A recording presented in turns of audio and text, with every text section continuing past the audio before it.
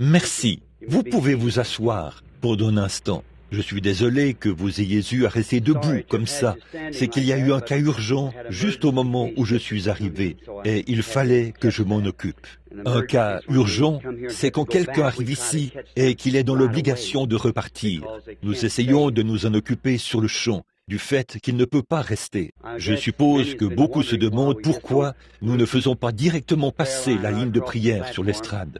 C'est dans un but que je procède comme je le fais. Voyez, il faut d'abord semer de la semence pour pouvoir obtenir une récolte. Voyez-vous? Et aussi, souvenez-vous, conservez votre carte de prière. Tout le monde a une carte de prière. Tous ceux qui en veulent une peuvent en avoir une. Si Dieu le veut, nous prierons pour vous avant de quitter cette ville. S'il faut 2 semaines pour le faire, nous le ferons. Alors maintenant, souvenez-vous, conservez votre carte de prière. Amenez vos voisins et tous ceux qui sont malades et qu'ils obtiennent une carte de prière afin qu'on prie pour eux. Mais c'est dans un but que je fais ceci. Tout d'abord, c'est pour faire grandir la foi et pour semer de la semence. Ainsi, une fois que vous comprenez, vous savez ce pourquoi vous venez lorsque vous vous avancez dans la ligne de prière. J'ai vu tant de choses se produire au cours de ces 15 ou 18 dernières années que je prie pour les malades. J'ai vu des gens se précipiter sur l'estrade alors qu'ils devaient subir une opération d'urgence et dire « Je me sens mieux », mais puis, quelques jours plus tard, ils se mettaient à dire « Je pense que je ferai mieux », puis on les opère. Et là, la chose n'est même plus là. Voyez-vous, c'est parti. C'est qu'ils ne comprennent pas cela. Ils ne savent pas qu'il faut qu'ils aient une réaction quant à cela. Et ils ne comprennent pas. Mes réunions se passent trop rapidement. On arrive à peine dans une ville qu'on est déjà reparti. Un de ces jours, si Dieu le veut, et que Jésus tarde à venir, je veux aller dans une ville et rester suffisamment longtemps pour pouvoir faire voir aux gens ce que nous essayons de faire. Apporter le message de Dieu aux gens, les enseigner le jour, le matin, l'après-midi, le soir, et rester là, à un moment où on peut avoir tout le monde, lorsqu'il n'y a pas de réunion de réveil dans les villes environnantes, et tous les ministres, pour qu'ils puissent amener les convertis vers les gens, vers les églises. Vous voyez, je n'ai pas d'église, je représente tout simplement chacune d'elles, et j'essaie d'y envoyer des membres, quelle que soit l'église qu'ils décident de fréquenter, ça les regarde. L'essentiel, c'est, sont-ils nés de nouveau? Connaissent-ils Jésus-Christ comme leur sauveur? Ensuite, c'est à l'aubergiste de prendre la relève à partir de là, vous voyez. Dieu lui donnera l'autorité de le conduire selon la voie qu'il doit suivre. Mon devoir, c'est de les diriger vers Christ, de prier pour les malades, de verser de l'huile et de les confier à l'aubergiste. Et ensuite, il s'occupe du reste. Maintenant, on dirait que nos foules augmentent très lentement. Je me demande vraiment si c'est... Je me souviens que la dernière fois, ici dans le Kansas, on n'arrivait même pas à trouver un espace suffisamment grand pour les accueillir. Alors, je me pose des questions. Est-ce une période de réunion de réveil? Sommes-nous venus au mauvais moment? Ou que s'est-il passé? Ou alors, est-ce que les gens n'ont plus d'amour pour Christ? Ou est-ce qu'ils ont perdu confiance en moi? Ou je me demande bien ce qui se passe. Je sais que j'ai une belle collaboration parce que quand je regarde le programme, je vois les pasteurs des assemblées, de l'Église de Dieu et des différentes églises. Et il y a quelque chose qui cloche. Demain soir, si le Seigneur le veut, j'aime garder le message sous une forme très simple, pour que tout le monde puisse comprendre, même ceux qui ne comprennent peut-être pas. Et alors, demain soir, je veux que le service soit plus ou moins de caractère évangélique pour samedi soir. Demain matin, c'est au tour des hommes d'affaires du plein évangile. Je suppose que certains d'entre eux sont assis ici. C'est leur petit déjeuner. Je prêche pour eux à l'échelle internationale. Et franchement, il n'y a qu'une carte dans ma poche. Et c'est celle des hommes d'affaires du plein évangile. Ils sont interdénominationnels. C'est pour ça que je peux avoir leur carte. Parce que je ne peux pas juste dire « je fais partie des assemblées, je fais partie des unis, je fais partie de l'Église de Dieu » ou, vous voyez, ça ferait que toute la petite influence que j'ai profite à une seule organisation. Je crois que les enfants de Dieu se trouvent partout. On les trouve partout. Et la première fois que je suis venu ici, Évidemment, vous savez que j'étais baptiste. Et quand je suis venu ici, parmi les pentecôtistes, les gens du plein évangile, et savourer l'expérience de la nouvelle naissance, et du baptême du Saint-Esprit, et ainsi de suite, je me suis dit, voilà ce qui fait d'eux des pentecôtistes. Je ne savais pas que ce mouvement était plein de petites dénominations indépendantes. Mais ils en ont autant que les baptistes. Alors, vous les baptistes, vous comprenez qu'il y a les baptistes primitifs, du libre arbitre, les conservateurs et toutes sortes d'autres baptistes. Alors, je suis venu parmi vous, je me disais, là, la Pentecôte. Cela ne signifie qu'une seule chose. C'est encore ce que je crois. On ne peut pas organiser la Pentecôte. Ce n'est pas une organisation, c'est une expérience. Vous voyez ? C'est vrai. Donc, nous avons de petites communions fraternelles, des groupes et tout. Nous ne devrions pas être en désaccord les uns avec les autres, mais la façon dont c'est simplement les êtres humains, je pense. J'ai discuté avec de nombreux conducteurs et tout. Je ne pense pas que ça vienne des conducteurs. Je pense que c'est juste que quelqu'un arrive là et provoque quelque chose. C'est tout ce que Satan veut faire, voyez-vous. Tant que vous tirez les uns sur les autres, vous ne tirez pas sur lui. Si seulement nous nous retournions et que nous nous mettions à tirer sur lui, la glorieuse Église du Dieu vivant arriverait là où elle doit être, et Christ viendrait.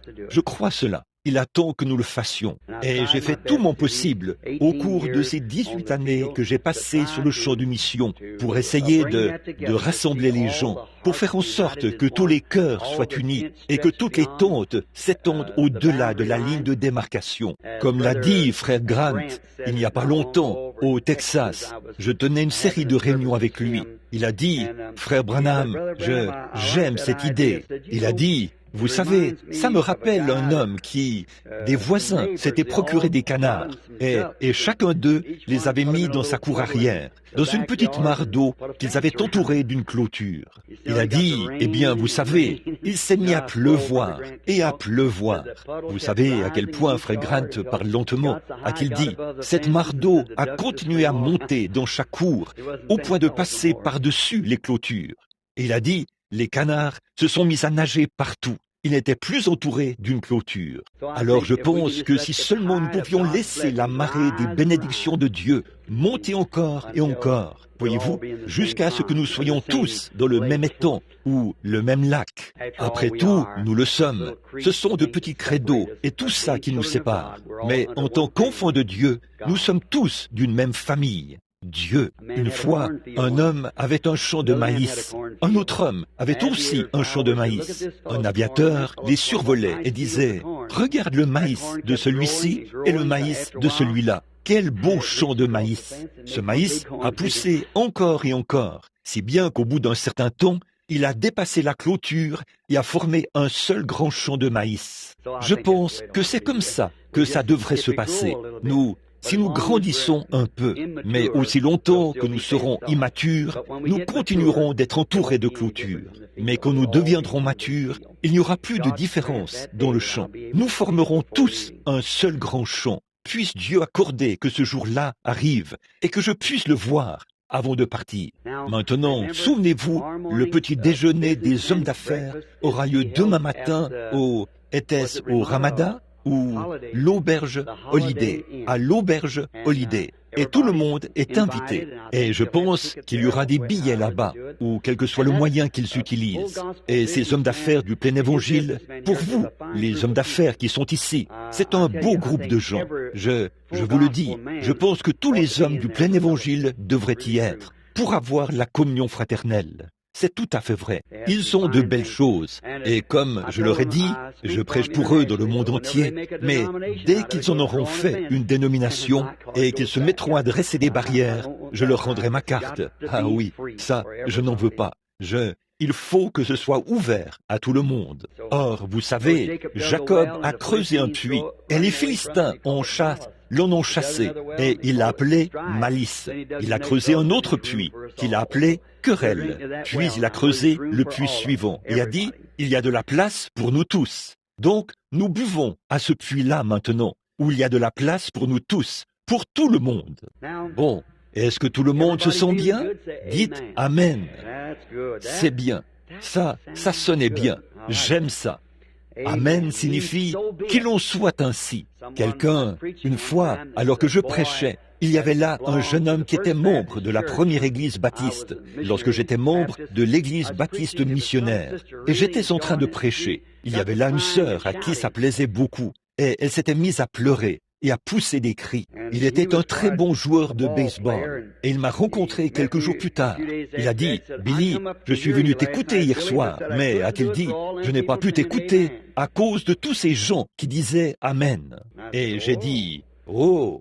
Et il a dit, « Cette femme qui était assise là a pleuré. » A-t-il dit, « Ça m'a vraiment tapé sur les nerfs. » J'ai dit, « Oh, ça ne devrait pas être le cas. » J'ai dit, je ne pense pas. Il a dit, eh bien, je ne peux pas imaginer qu'il en sera ainsi au ciel. J'ai dit, moi, si. Il a dit, eh bien, ça m'a donné des frissons dans le dos. J'ai dit, si un jour tu arrives au ciel, tu crèveras de froid si tu entends ce gros bruyant qui est là-haut. Ah oui, tu es le... Ici, c'est l'endroit le plus silencieux où tu puisses vivre. Je te le dis, en effet, si tu vas en enfer, il y aura des pleurs, des lamentations et des grincements de dents. Si tu vas au ciel, eh bien, même les anges n'arrêtent pas, jour et nuit, de crier « Saint, Saint, Saint » est le Seigneur Dieu Tout-Puissant. Tu vois, eh bien, des Alléluia et des Amen et des gloires au Seigneur. Eh bien, tu n'auras jamais entendu pareille chose jusqu'au jour où tu entendras cette réunion là-haut. Donc, ici, c'est un endroit silencieux et j'ai toujours eu peur de tout ce qui est silencieux. Ça semble mort. Eh bien, les choses mortes ne m'intéressent pas tellement. Donc, tout ce qui est dénué d'émotion est mort. La recherche scientifique le prouve, tout ce qui est dénué d'émotion. Donc, si votre expérience ne contient pas un peu d'émotion, vous feriez mieux de l'enterrer et d'obtenir quelque chose qui contient de l'émotion. C'est vrai, c'est tout à fait vrai. Maintenant, nous sommes tous amoureux de lui, j'en suis sûr. Mais il y a un grand refroidissement parmi les gens. Le réveil est terminé, les feux s'éteignent. Vous voyez, il est temps que quelque chose se produise. Vous savez, dans l'ancien temple romain, le temple de Vesta, quand les feux s'éteignaient, tout le monde rentrait chez soi. Et il ne s'y faisait plus de transactions. Je pense que je suis suffisamment Quaker pour le croire, qu'il doit en être ainsi. Maintenant, je pense que ce soir, j'ai omis de le faire les autres soirs, mais j'aime respecter la parole de Dieu, parce que je pense que c'est bien la parole de Dieu et que c'est lui. C'est lui sous forme écrite. Quant à la lettre elle-même, il faut avoir l'esprit pour vivifier la lettre. Ainsi donc, par respect pour cette parole, levons-nous pendant que nous la lisons. Marc, chapitre 7. Nous commencerons au verset 24 et nous lirons jusqu'au verset 30 inclus. Vous qui avez votre Bible et qui aimez peut-être noter un sujet en vue de l'ensemencement un peu formel de quelques semences, ce soir encore, pour faire grandir la foi jusqu'au moment propice. Quand je sentirai que l'Esprit a atteint le point culminant, à ce moment-là, chacun de vous sera appelé à venir sur l'estrade. Ne vous en faites pas, ça se fera à ce moment-là. Mais jusqu'à ce que l'Esprit en arrive au point où on a le sentiment que les gens l'ont saisi. À quoi cela sert-il de monter ici si vous ne faites que passer ici? Vous passez dans la ligne de Tommy Hicks, puis de Tommy Osborne et d'Oral Roberts, et ainsi de suite comme ça, dans leur ligne. Tout ce que ça fait, c'est que ça affaiblit votre foi. C'est tout. Quand vous venez ici, avec la pleine assurance que ce n'est pas devant votre frère que vous vous présentez, ou devant n'importe qui d'autre, que vous venez ici parce que l'Esprit de Dieu, en vous, vous a invité à venir. Il va se passer quelque chose. Il n'y a rien qui puisse l'empêcher. Jusqu'à ce moment-là, vous faites simplement une promenade. Le prochain ministre arrive en ville, et vous y retournez. Puis le prochain ministre arrive, vous y retournez. Ce n'est pas bon, ça. Il n'y a rien de plus dans un prédicateur que dans votre mari ou votre frère ou qui que ce soit d'autre. Nous ne sommes que ces représentants qui vous apportent la parole. Il y en a qui ont différents dons et la Bible parle de ces dons. Tout ça, c'est fait pour confirmer sa présence. Maintenant, s'il s'agissait de moi, ou de vous, à mon égard. Si on ne peut pas se croire sur parole, eh bien, ça règle la question. Mais Dieu, plein de miséricorde, il a envoyé des dons et des confirmations pour prouver. Et donc, il est si patient, si doux et si gentil qu'il ne veut que personne soit perdu, ou que personne soit blessé. Il veut s'assurer que chacun de vous entre. Très bien. Maintenant, avez-vous pris dans vos Bibles Marc chapitre 7, verset 24. Jésus, étant parti de là, s'en alla dans le territoire de Tyr et de Sidon. Il entra dans la maison, ne désirant que personne ne le sût, mais il ne put rester caché. Car une femme, dont la fille était possédée d'un esprit impur, entendit parler de lui et vint se jeter à ses pieds. Et cette femme était grecque, syrophénicienne d'origine. Elle le pria de chasser le démon hors de sa fille. Jésus lui dit, « Laisse se rassasier les enfants. D'abord, se rassasier les enfants, car il n'est pas bien de prendre le pain des enfants et de le jeter aux petits chiens. »« Oui, Seigneur, lui répondit-elle. » Mais les petits chiens, sous la table, mangent les miettes des enfants. Alors il lui dit, « À cause de cette parole, va, le démon est sorti de ta fille. » Et quand elle rentra dans sa maison, elle trouva l'enfant couché sur le lit, le démon étant sorti. Maintenant, prions, pendant que nos têtes sont inclinées et nos cœurs aussi. Pendant que nous prions, je me demande combien ici aimeraient qu'on se souvienne d'eux dans la prière, pour quelque chose de particulier. Voudriez-vous lever la main, peut-être pour dire, « Seigneur, que ce soit mon tour ce soir, voyez, ou j'ai un bien-aimé, que ce soit son tour ce soir. Notre Père Céleste, tu connais les besoins avant même que nous les demandions. Jésus nous a enseigné cela. Votre Père sait ce dont vous avez besoin avant même que vous le demandiez. Mais nous devons quand même demander. Quand il a regardé la moisson, il était le maître de la moisson. Il a dit, la moisson est mûre, les ouvriers sont peu nombreux. Priez le maître de la moisson d'envoyer des ouvriers dans sa moisson.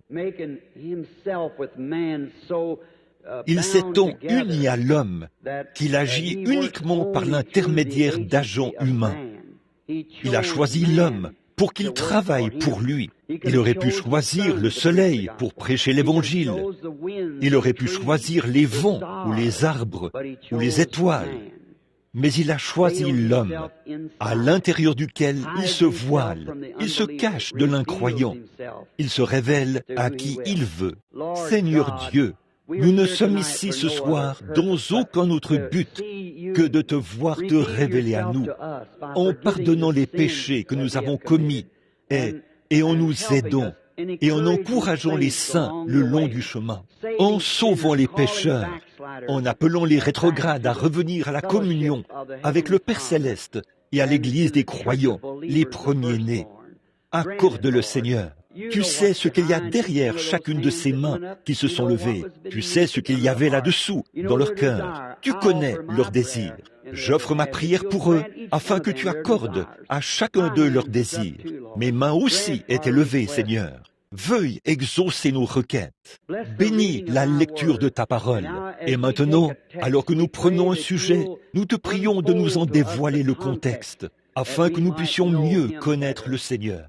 Et quand nous partirons d'ici ce soir, puissions-nous dire comme ceux qui revenaient d'Emmaüs après sa résurrection des morts. Ils avaient marché avec lui et parlé avec lui toute la journée. Pourtant, ils ne savaient pas qui il était. Seigneur, il y en a sans doute beaucoup dans cette ville ce soir qui ont parlé avec toi et ont marché avec toi et qui n'ont pourtant jamais reconnu ta présence. Mais ce soir-là, quand ils t'ont invité à entrer et à demeurer avec eux, Cléopas et son ami, et une fois que tu as fait fermer la porte et que tu t'es assis, tu as fait quelque chose de la même manière dont tu le faisais avant ta crucifixion. Aucun autre homme ne le faisait de cette manière-là.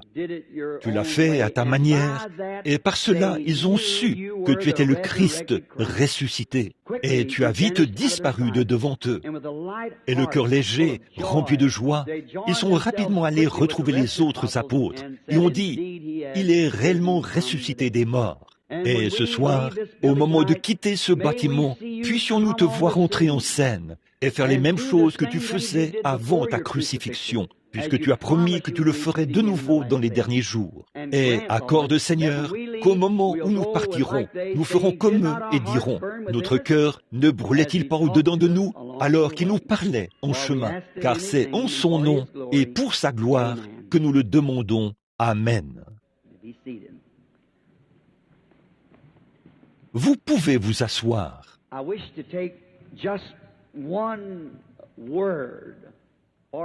Je souhaiterais prendre un seul mot comme sujet ce soir. Et le mot que je veux prendre, c'est « persévérer ». Vous direz peut-être, frère Branham, c'est un tout petit mot pour les 300 ou 400 personnes qui sont assises ici ce soir, ou peu importe leur nombre. Je ne sais pas bien évaluer le nombre dans un auditoire. Vous direz, c'est un tout petit mot. Eh bien, ce qui compte, ce n'est pas tant la taille, c'est ce que je vais en dire. Eh bien, d'après le Webster, la persévérance, c'est un mot qui signifie qu'il faut persister, qu'il signifie qu'il faut persister dans la poursuite d'un but, essayer de réaliser quelque chose, essayer d'accomplir quelque chose. On persévère quand on persiste. Ainsi, tous les chrétiens doivent persister. Ils doivent persévérer. Et le seul moyen pour vous d'y arriver, c'est d'avoir premièrement foi en ce que vous essayez de faire. Et si vous n'avez pas la foi et que vous ne faites que prendre des décisions à la hâte, alors vous ne pouvez pas persévérer. Mais quand vous savez avec certitude que c'est la vérité, alors rien ne peut plus vous arrêter. À ce moment-là, vous allez vraiment persévérer. Et dans tous les âges, les hommes qui ont réussi à faire quoi que ce soit et qui avaient foi en ce qu'ils essayaient d'accomplir, ils ont persévéré. Prenons par exemple celui que nous appelons le père de notre nation, George Washington. Il a persévéré lorsqu'il a essayé de remporter la victoire sur les Britanniques et qu'il a traversé le Delaware glacé. Il a persévéré. Il n'y avait rien. La moitié de ses soldats n'avaient même pas de chaussures aux pieds. Leurs pieds étaient enveloppés dans des chiffons. Le vent soufflait. Mais il avait prié toute la nuit et il avait la victoire dans son cœur. Et aucune armée britannique, ni rien d'autre, n'allait l'arrêter. Et le fleuve glacé non plus. Il avait prié jusqu'à exaucement. Et aucun obstacle ne pouvait plus l'arrêter. Il a persévéré et il a accompli la tâche qu'il essayait d'accomplir. Parce qu'il avait obtenu la réponse de Dieu. Quand un homme a reçu sa réponse de Dieu, rien ne peut plus l'arrêter. Aujourd'hui, la plupart des gens, comme je vais répéter ce que j'ai dit hier soir, je disais qu'ils ont de l'espérance au lieu d'avoir la foi. Vous voyez des gens venir sur l'estrade, ils sont juste remplis d'espérance. Mais la foi est une ferme assurance des choses qu'on espère. Une démonstration. Ce n'est pas un mythe, ce n'est pas de l'imagination. C'est quelque chose que vous avez. Vous l'avez déjà. Et vous êtes tout aussi heureux de cela, de cette foi que vous avez, que vous le seriez si vous teniez la chose même dans votre main. Disons, par exemple, que si je meurs de faim et qu'une miche de pain coûte 25 cents, ce qui permet d'acheter cette miche de pain, eh bien, une fois que j'ai cette pièce de 25 cents dans ma main, je suis tout aussi heureux que si c'était la miche de pain, parce que c'est le prix d'achat du pain. Et une fois que je sais dans mon cœur que je l'ai accepté et que je crois que Dieu me l'a accordé, je suis tout aussi heureux avec cette foi que je le serais si j'étais guéri. Parce que je guérirai de toute façon. J'ai la ferme assurance en ce moment même. Personne ne peut me l'enlever. Je sais que c'est vrai. Et avec cela, je peux persévérer. Quand Dieu dit que quelque chose va se produire, comme dans les visions et tout, j'en ai vu des dizaines de milliers, et beaucoup d'entre vous en sont témoins, et pas une seule d'entre elles n'a failli. Et quand Dieu dit quelque chose, ce soir, s'il disait « Va au cimetière national, car demain matin, je vais ressusciter George Washington », j'inviterai le monde entier à venir voir cela, car ça s'accomplira. La parole de Dieu ne peut pas faillir. Il n'a jamais failli, et il ne peut pas faillir. Il y a une chose que Dieu ne peut pas faire, c'est faillir. Il ne peut pas faillir. Et Dieu est sa parole. Bon, Noé vivait dans un âge scientifique où les gens pouvaient peut-être atteindre la Lune avec un radar. Jésus a dit que c'était un jour comme celui-ci. Ce qui arriva du temps de Noé arrivera de même à la venue du Fils de l'homme.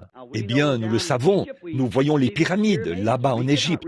Nous ne pourrions pas les reproduire aujourd'hui. Nous n'avons pas la puissance pour le faire. Ils avaient la maîtrise de la puissance atomique ou d'une sorte de puissance qui leur a permis de construire les pyramides. Nous ne pourrions en aucun cas placer ces gros blocs de pierre là-haut. Nous ne pourrions pas non plus reproduire ces sphinx. Il n'y a aucun moyen de le faire. Nous n'avons pas le matériau nécessaire pour fabriquer des momies, embaumer un corps de manière à conserver son apparence naturelle pendant des milliers d'années. Nous avons perdu cet art. Des teintures qui ne se fanent pas. Il y a beaucoup de choses qu'ils avaient à l'époque dont nous ignorons tout. Et ils ont construit cette pyramide et l'ont si bien placée au centre de la terre que peu importe la position du soleil, il n'y a jamais d'ombre portée autour d'elle. Il n'y a jamais d'ombre portée autour de la pyramide. Oh, l'architecture, les instruments qu'ils avaient sont bien plus puissants que ce que nous avons maintenant. Et Noé vivait dans cet âge intellectuel et scientifique. Noé a vécu dans cet âge-là. Il était prophète, et le Seigneur lui a dit qu'il allait pleuvoir. Et après que Noé a entendu la voix de Dieu, comme il était prophète de la voix du Seigneur, la parole du Seigneur vient à son prophète. Il savait qu'il allait pleuvoir, peu importe ce que n'importe qui d'autre disait, même s'il n'avait jamais plu. Et il n'avait jamais plu auparavant. Dieu irriguait le sol, la végétation, en l'irriguant au moyen des sources et tout, qui se trouvait sous la terre. Il n'y avait jamais eu de nuages dans le ciel. Mais Noé savait que de l'eau viendrait d'en haut. Comment s'y prendrait-il? Noé ne le savait pas. Mais il a vraiment persévéré. Il est allé construire une arche selon les spécifications que Dieu lui avait données pour la construire. Parce qu'il avait entendu la voix de Dieu et il se tenait dans la présence de Dieu lorsque la voix de Dieu s'est manifestée à lui. Cela devrait enflammer cette Église née de nouveau.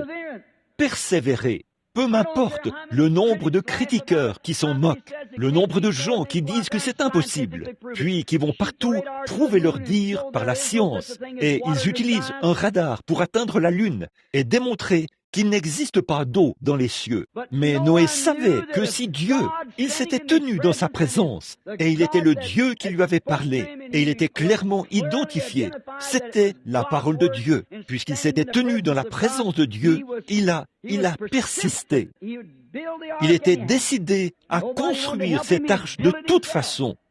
Même si personne ne voulait l'aider, il allait la construire tout seul. Il a persisté. Parce qu'il savait que c'était la parole de Dieu, et il l'a construite. Je pense à Moïse, un grand érudit. Il était si intelligent qu'il pouvait enseigner la sagesse aux Égyptiens. Il pouvait enseigner aux docteurs. Il connaissait toute la théologie que les Égyptiens connaissaient, et celle de sa famille, les Hébreux. C'était un homme intelligent, à l'esprit vif, un grand. On nous apprend qu'il était un militaire. Mais il a totalement échoué à cause d'une chose. Il a tué un Égyptien et son instruction s'est arrêtée là. Quand on l'a accusé après cela, vas-tu nous tuer comme tu as tué l'Égyptien? Or, il pensait que ses frères comprendraient cela. Il a échoué lamentablement. Et cela m'amène à penser à ceci. Ce soir, c'est pour cette raison que nos systèmes ont échoué. C'est pour cette raison que nous ne pourrons jamais amener les gens à Dieu par l'instruction. Nous ne pourrons jamais les amener à Dieu par la dénomination. Nous avons essayé tous ces systèmes et ils ont tous échoué, tombés comme la tour de Babel. Et il en sera toujours ainsi. Dieu, le Dieu immuable, a pris sa décision au Jardin d'Éden quant au moyen par lequel il sauverait l'homme. Et quand Dieu prend une décision, ça doit rester comme ça pour toujours. Il ne peut pas changer. Il ne peut pas devenir plus intelligent. Il est la source de toute intelligence. Peu importe ce que notre science dit, si ça va à l'encontre de l'intelligence ou de la parole de Dieu, c'est contraire. Ce n'est pas vrai. Peu m'importe combien cela peut être prouvé par la science, c'est quand même faux. Dieu a décidé qu'il sauverait l'homme par le sang versé d'un innocent. On a essayé de bâtir des cités, on a essayé d'unir les gens, on a essayé de construire des tours, on a essayé d'y faire entrer les gens par l'instruction, et chaque fois, ils s'éloignent davantage. On ne pourra jamais sauver l'homme tant qu'il ne sera pas revenu au sang. C'est le seul lieu où Dieu rencontrera toujours l'homme. Ce n'est ni en fonction de son intellect, ni en fonction de son intelligence. Combien d'hommes ont fait de lui un prêtre, ou un évêque, ou un surveillant régional, ou quoi que ce soit d'autre, ministre, diacre. Ça, ce n'est pas le terrain sur lequel Dieu rencontre l'homme. Il le rencontre sur ce terrain où il est sous le sang versé. C'est le seul endroit où Israël ait jamais pu rencontrer Dieu pour adorer, sous le sang versé. C'est ça, la voie pourvue par Dieu. Aucune autre voie ne marchera. Et sous le sang versé, Dieu rencontre l'homme et se tient en présence de l'homme. Moïse, cet intellectuel fugitif, ce prophète fugitif, là-bas derrière le désert, qui avait épousé cette belle Éthiopienne. Il vivait avec un enfant, le petit Gershom. Et un jour, alors qu'il se promenait dans le désert, derrière le désert, lui, un vieil homme de 80 ans, qui avait l'air d'être fini en tant que ministre, mais il a vu un buisson en feu qui brûlait sans se consumer. Il s'est détourné pour voir ce qui se passait et il s'est retrouvé dans la présence de Dieu. Là, il a entendu la présence de Dieu, entendu la voix de Dieu, pendant qu'il était dans sa présence, lorsque cette colonne de feu était là, dans ce buisson, à lui parler. Lui, qui avait peur même de s'approcher de l'Égypte, sachant que Pharaon lui ôterait la vie. Voici que rien ne pouvait plus l'arrêter maintenant. Et parfois, quand un homme entre dans la présence de Dieu et qu'il entend la voix de Dieu, il fait des choses d'une manière si radicale, selon la pensée ordinaire des gens, qu'il a l'air ridicule. Alors, le lendemain, cet homme qui avait peur de mobiliser une armée pour attaquer l'Égypte, tous les esclaves étaient là-bas en Égypte. Il avait peur d'attaquer Pharaon de cette manière. Voici que le lendemain, à 80 ans, avec la barbe qui lui descendait jusqu'à la taille, son crâne chauve qui luisait, un bâton tordu à la main, sa femme assise sur un mulet, tenant un enfant sur sa hanche. Il avançait, les yeux fixés, rendant gloire à Dieu. « Où vas-tu, Moïse ? » « Je vais en Égypte pour prendre le contrôle. » L'invasion d'un seul homme. Pourquoi ? Il avait été dans la présence de Dieu.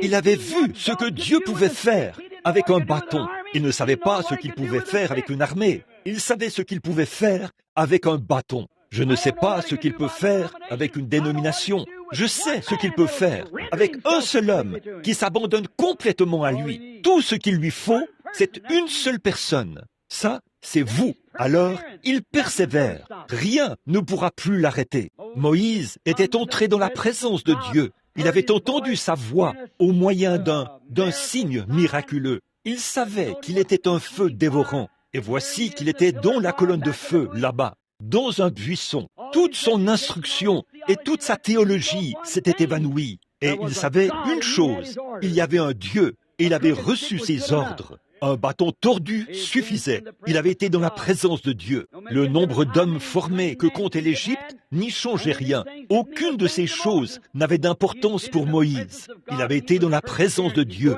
et il persévérait. Il y allait pour prendre le contrôle, affronter des boucliers et des hommes solidement entraînés, par dizaines de milliers, avec un bâton tordu à la main. Arrêtez-le donc, si vous le pouvez. Rien ne pouvait l'arrêter. Et il l'a fait. Il y est allé et a pris le contrôle, parce qu'il a persévéré, puisqu'il savait sans l'ombre d'un doute qu'il avait été dans la présence de Dieu et qu'il avait entendu la voix de Dieu qui venait de la présence de Dieu. Amen. Non seulement il y avait une voix, mais c'était une voix scripturaire. Il y a toutes sortes de voix. Examinez-les par la parole.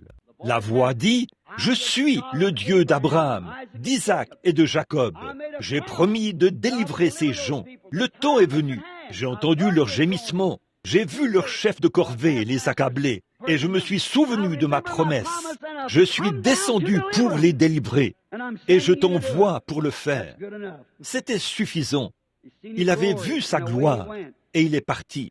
David avait été très persévérant quand il s'était rendu près de l'armée d'Israël, qui se tenait sur une colline escarpée à ce moment-là, et que de l'autre côté du petit ruisseau, là-bas, de l'autre côté, il y avait les Philistins. Il y avait là Goliath, le grand adversaire, qui était près de 2 fois plus grand et plus large qu'un homme ordinaire, avec des doigts de 35 cm de long. Il avait une grande lance qui mesurait plusieurs mètres, et il pouvait se tenir là, embrocher un homme, comme ça, et le jeter au loin. Il pouvait les frapper, les embrocher avec sa lance, et les jeter au loin, au fur et à mesure qu'il gravissait la colline.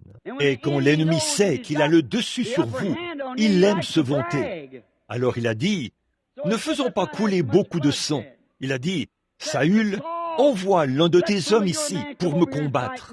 Si je le tue, eh bien là, vous nous servirez. Mais s'il me tue, nous vous servirons. » Vous voyez, ça, c'est quand l'ennemi a le dessus. Et chaque soldat tremblait tellement qu'il avait de la peine à tenir son armure. Et Saül, qui était le plus habile de tous, et dépassait d'une tête son armée. Il n'osait pas le toucher. Pourtant, il était censé être loin de l'Éternel. Mais voilà qu'un petit bonhomme, aux épaules tombantes et au teint rosé, est sorti du désert, avec une fronde à la main. Et ce géant s'est vanté devant le mauvais homme. Et David a dit: « Voulez-vous me dire que vous allez laisser ce Philistin incirconcis se tenir là et défier l'armée du Dieu vivant? Voulez-vous me dire que vous allez faire une chose pareille? » Là, ses frères ont dit: « Eh bien, tu es un polisson. Retourne là-bas t'occuper des brebis, là où est ta place. » Et la nouvelle est parvenue à Saül.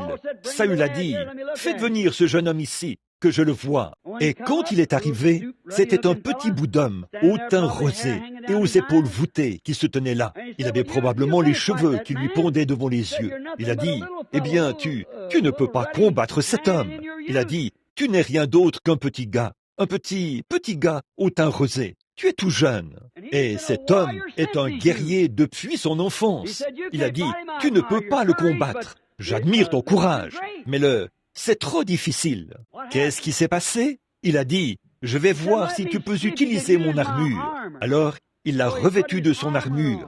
Il lui a donné son bouclier. Eh bien, le pauvre petit David ne pouvait pas se tenir debout. Il a dit qu'il n'y connaissait rien. Il s'est rendu compte que le vêtement ecclésiastique de Saül ne convenait pas à un homme de Dieu. Donc il a dit: « Je vais l'envoyer là-bas pour qu'il reçoive une instruction, un doctorat en philosophie, un doctorat en droit, et ainsi de suite, et voir ce qu'il peut en faire. » Il a dit: « Je ne connais rien de ces choses. Débarrassez-moi, je n'y connais rien.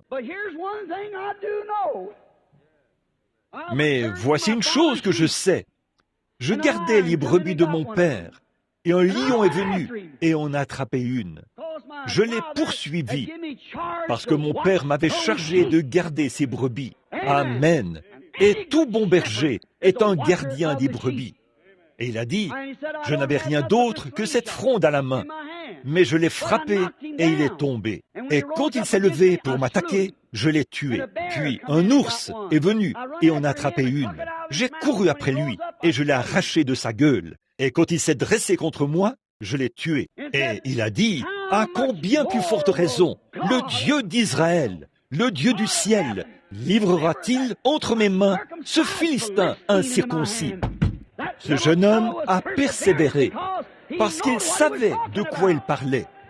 Il savait en qui il avait cru.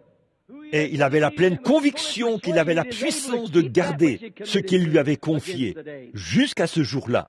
Or, il n'avait qu'une fronde, c'est tout ce qu'il avait. Il a dit, « J'irai combattre ce Philistin ». Car la raison pour laquelle il persévérait tant, c'est qu'il savait que si Dieu l'avait aidé à délivrer et à ramener les brebis à son père, lorsqu'il en avait la garde, à combien plus forte raison un homme.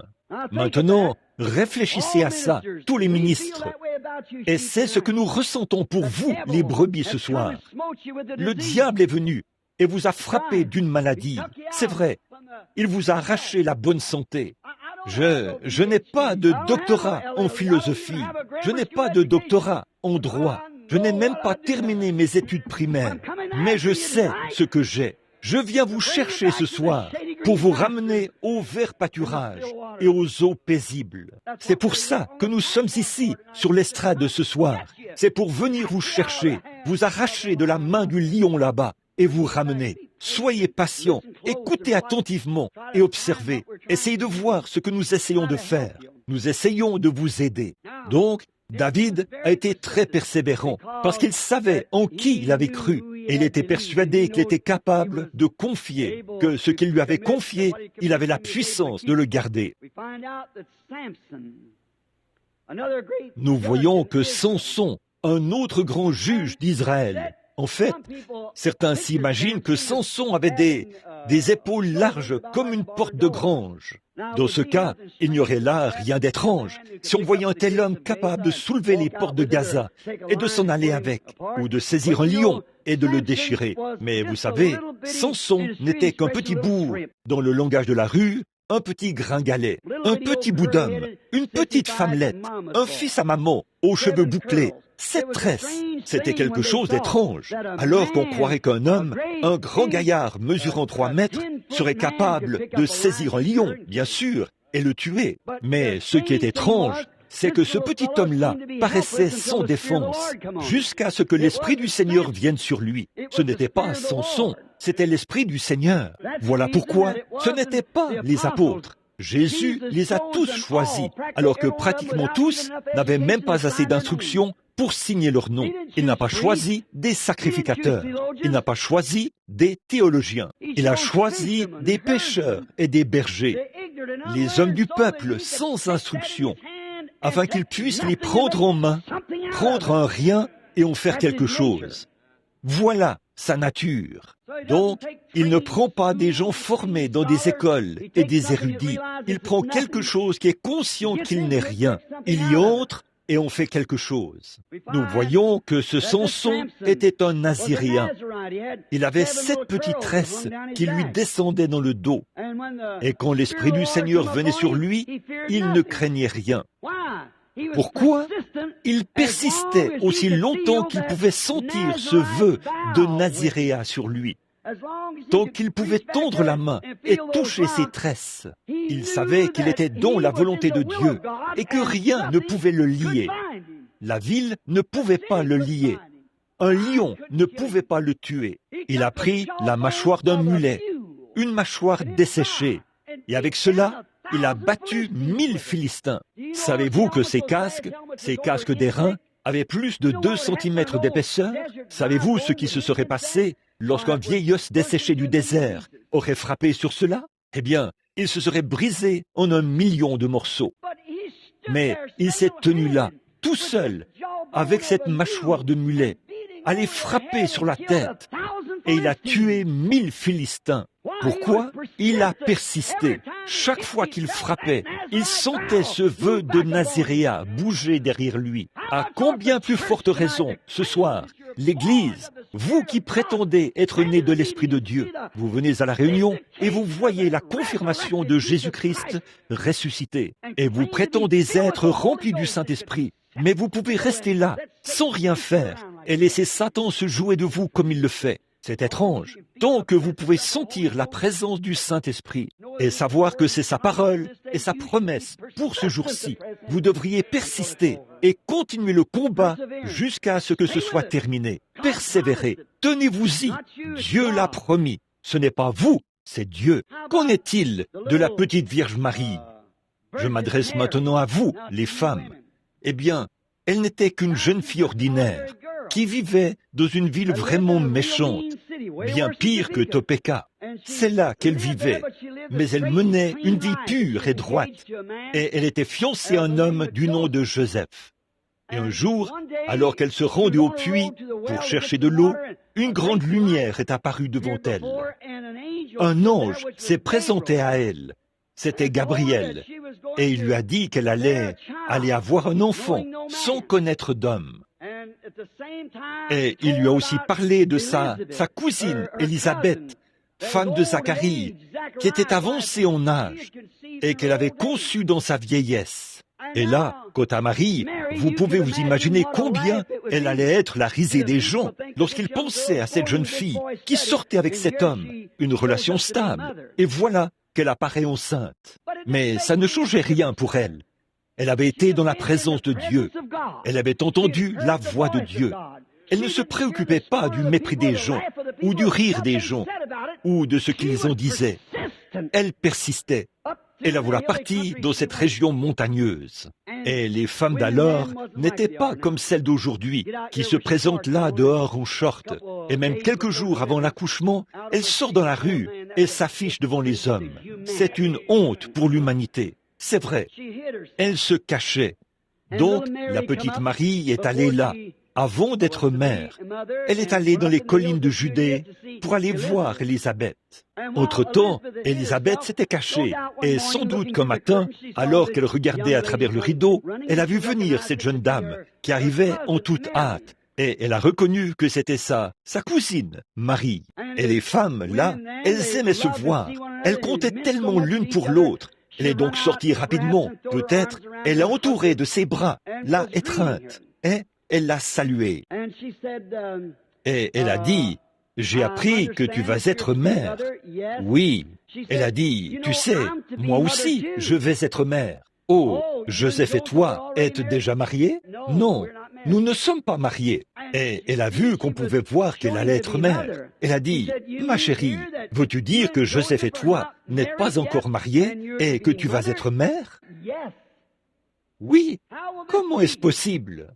Le Saint-Esprit me couvrira de son ombre, fera ma couverte de son ombre. C'est ce qu'a dit la voix de Dieu. Et elle a dit, je sais que toi aussi, tu vas être mère. Elle a dit, oui, mais moi, ça fait déjà 6 mois, et je suis inquiète, parce que le bébé n'a pas encore bougé. Or, tout le monde sait que c'est vraiment anormal. Après 2 ou 3 mois, cette vie se fait sentir. Mais ça faisait déjà 6 mois, et il n'y avait aucun signe de vie. Eh bien, ce bébé était mort. 6 mois sans signe de vie.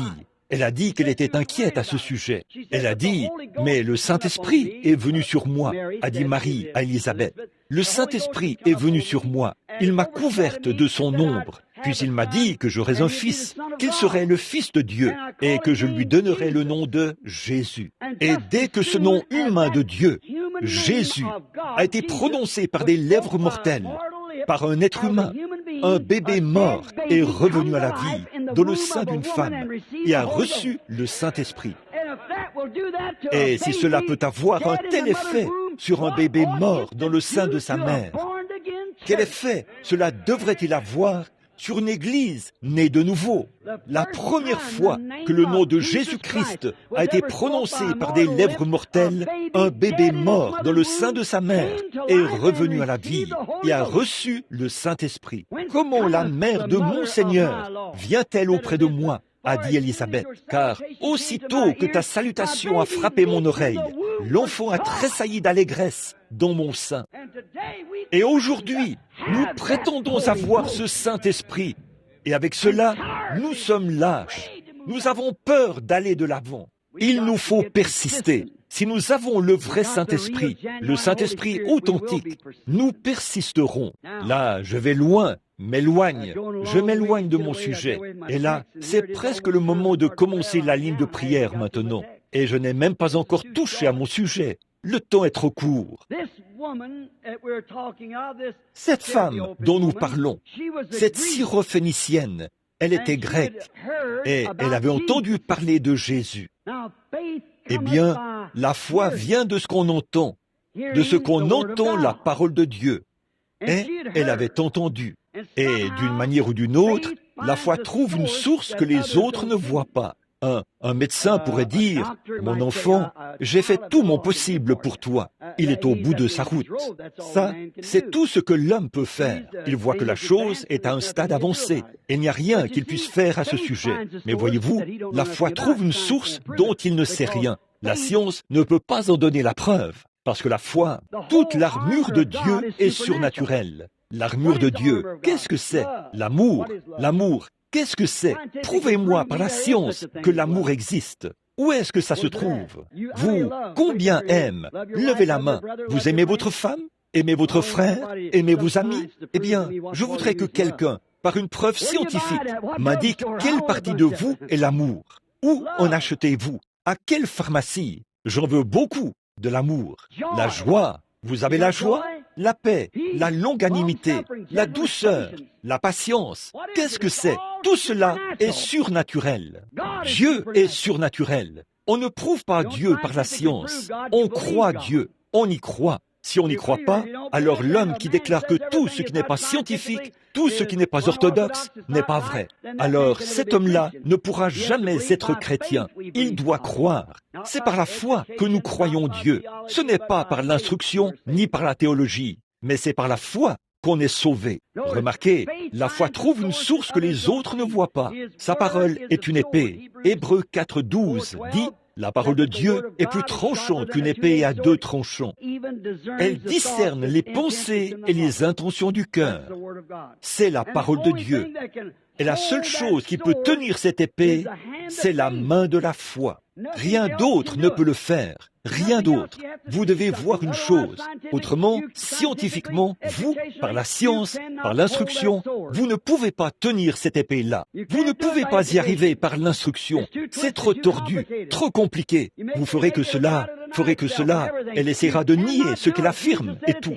Vous ne le pouvez pas. Jésus a dit, cela vous a été caché. Alors, oubliez ça. Vous ne pouvez pas le savoir. C'est caché. Et quand Dieu cache quelque chose, c'est vraiment caché. C'est pour cela que vous êtes tant caché, si vous êtes chrétien, car vous êtes mort. Votre vie est cachée en Dieu, par Jésus-Christ, et scellée par le Saint-Esprit. Comment le diable va-t-il vous trouver? Il ne le peut pas. Vous êtes caché. Dieu vous cache. Amen. Quel refuge dans le sein de Jésus-Christ.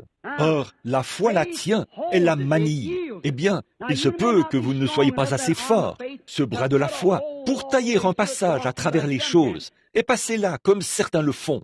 Mais continuez simplement à frapper, ça viendra. Tenez-vous-y.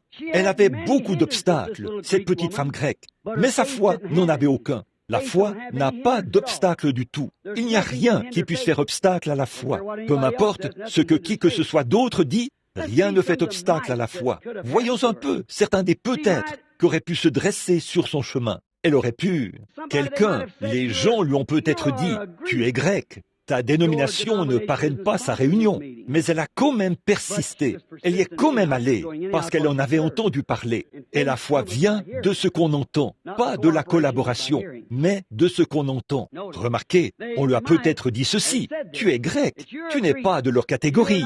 Ils ont une peau différente de la tienne. Ils sont d'une race différente. Cela ne l'a quand même pas dérangé. Ça ne l'a pas dérangé. Et certains sont peut-être venus dire, ça, c'est absurde. Les jours des miracles sont passés. La guérison dont tu entends parler n'existe pas. C'est juste un autre fanatique qui s'est élevé. Bien sûr, il existe toutes sortes de faux dollars, mais il y en a un vrai, quelque part, qui leur a servi de modèle. C'est vrai. Eh bien, on lui a dit, les jours des miracles sont passés. Ça n'existe pas. Ce n'est qu'une bande de fanatiques qui se trouve là-bas. Il n'y en a qu'une petite poignée qui... Ça, on en a toujours eu. Mais quelque chose avait tout de même frappé cette femme. Elle a quand même persisté. Les jours des miracles étaient peut-être passés pour celui qui lui parlait, mais pas pour elle. C'est peut-être du passé pour certains de vos collaborateurs, mais pas pour vous. Si vous avez la foi, il se peut qu'il y ait eu un autre groupe. Peut-être que des femmes se sont tenues au coin de la rue et ont dit « Marthe, j'espère qu'il n'y a pas de Marthe ici. Marthe, tu sais quoi? Ton mari va te quitter dès que tu iras à cette réunion. Bon, je sais que ta fille souffre d'épilepsie, mais je te le dis, ça va. Si jamais ton mari te surprend en train d'aller là-bas, il fait partie des grands clubs et des grandes associations de la ville. Si tu vas là-bas, il te quittera. Cela n'avait aucune importance pour elle. Elle était décidée à y aller malgré tout. La foi s'était ancrée. La foi ne connaît pas d'obstacles. Eh bien, il se peut qu'il y ait ensuite eu un autre groupe là, au coin, qui a dit, « Sais-tu quoi? Tu seras la risée de l'Église, parce que tu vas là-bas pour rien. Les gens sauront que tu es allé, et dès que tu te seras identifié à eux, tu seras la risée des gens. Tout le monde va se moquer de toi. » Pour elle, ça n'avait aucune importance. Pas du tout. Elle a persisté. Un groupe lui a peut-être dit, « On va t'expulser de ton église. On va te donner ta carte de membre. » Elle a quand même persisté. Cela ne l'a pas du tout gênée. Pourquoi? Elle s'était déjà emparée de la foi. J'aimerais avoir le temps de m'arrêter ici pendant 4 heures pour vous raconter les expériences de choses semblables, de femmes, d'hommes et d'enfants qui étaient en train de mourir. D'après les attestations des médecins, ils sont vivants ce soir, par la grâce de Dieu. Parce que quelque chose s'est emparé d'eux, la foi. C'est ça qu'il faut. Très bien. Elle a franchi toutes ces portes, tous les critiqueurs, toutes les moqueries, ton mari va te répudier. Tu as perdu ta carte de membre de l'Église. Il te faudra trouver autre chose. Tu seras rejeté. On te traitera d'exalté. Pour elle, ça n'avait aucune importance. Parce qu'elle avait déjà vu Dieu. Elle avait entendu. Et la foi vient de ce qu'on entend. Elle savait que d'autres avaient été guéris. Pourquoi sa fille ne serait-elle pas guérie? Voilà, c'est ça. Elle a bravé tout cela. Finalement, elle est arrivée aux pieds de Jésus. Et remarquez, quel choc! Beaucoup de gens pensent que s'ils peuvent arriver là, c'est tout ce qu'il faut. Mais vous venez juste de commencer. Quand elle est arrivée auprès de Jésus, quelle déception pour elle! Ou peut-être qu'elle aurait été pour nous aujourd'hui. Jésus a dit qu'il n'avait même pas été envoyé à sa race.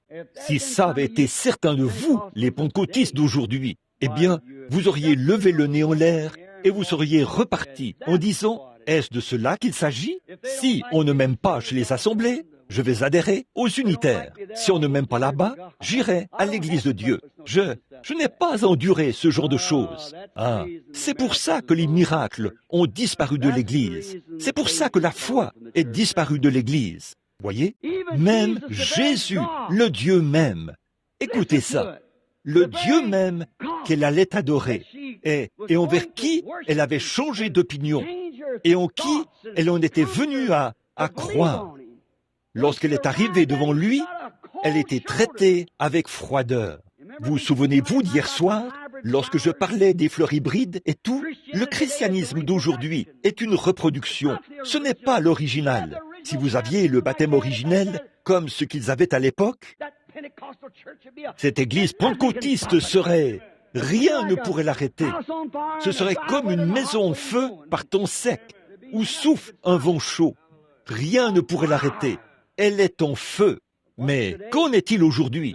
Non, c'est un groupe différent aujourd'hui. Selon moi, c'est une reproduction. Remarquez, il l'a traité avec froideur.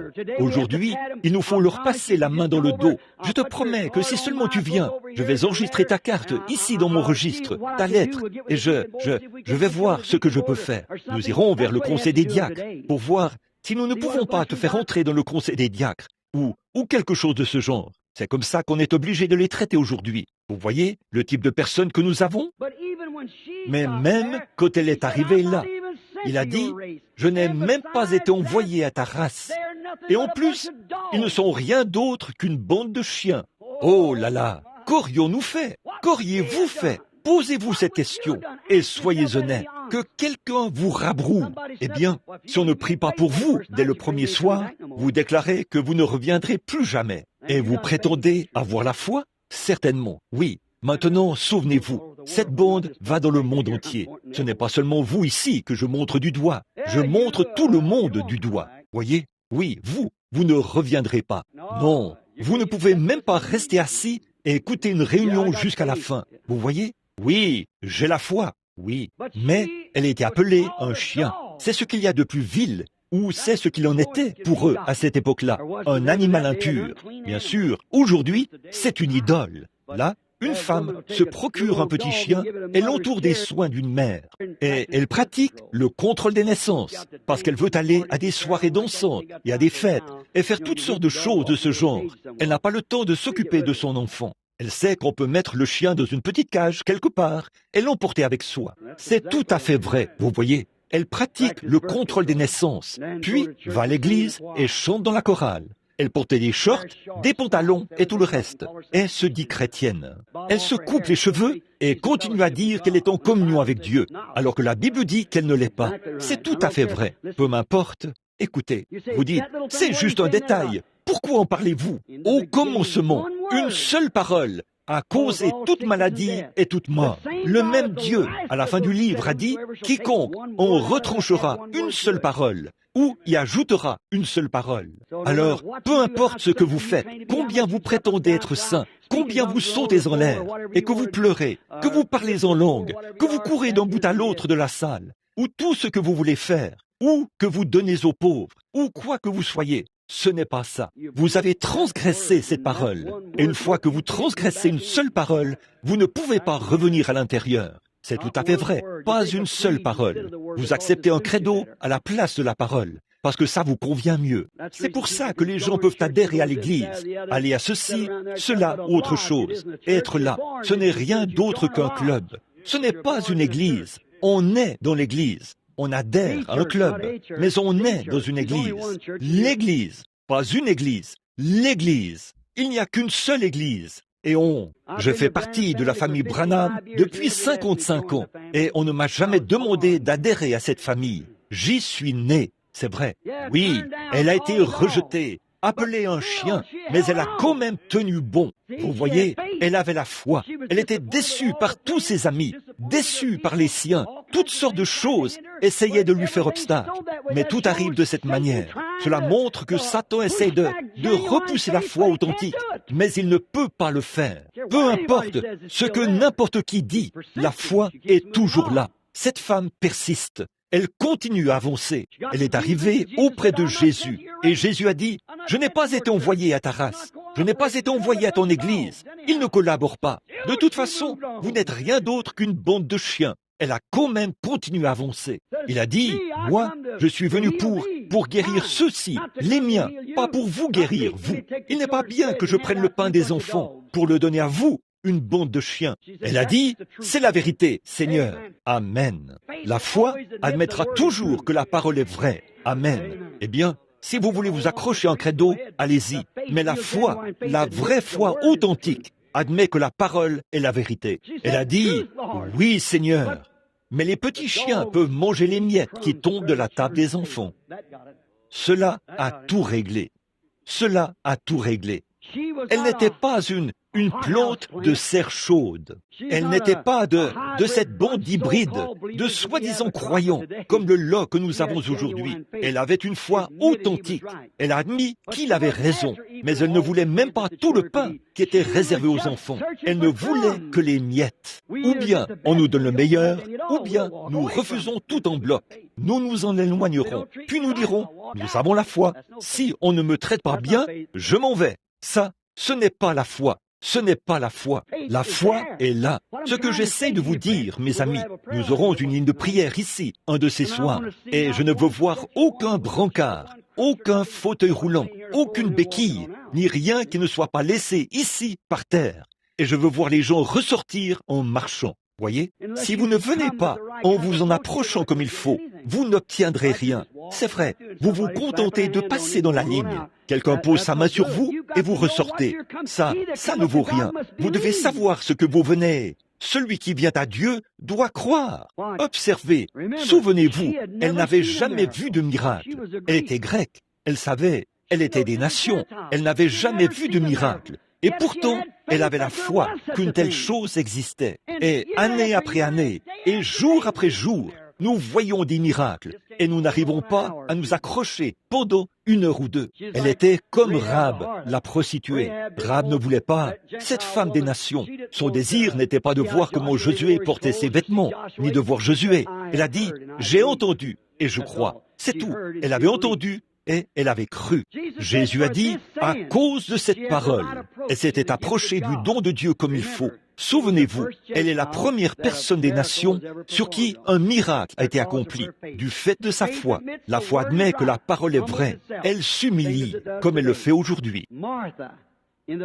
Marthe, dans la présence de Dieu, Marthe, la sœur de Lazare, elle s'est montrée humble dans la présence de Jésus.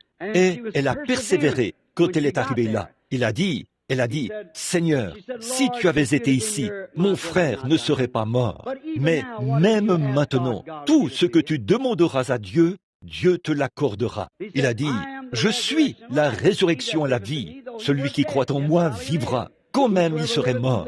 Quiconque vit et croit en moi ne mourra jamais. Crois-tu cela? Souvenez-vous, elle avait le droit de lui faire des reproches. Elle avait envoyé chercher 2 fois lorsqu'il était malade, et il l'a laissé mourir. Mais voyez-vous, elle avait la foi. Elle savait que si cette femme sunamite, à son époque, lorsque son bébé était mort, elle avait cru que Dieu était dans ce prophète, Élisée.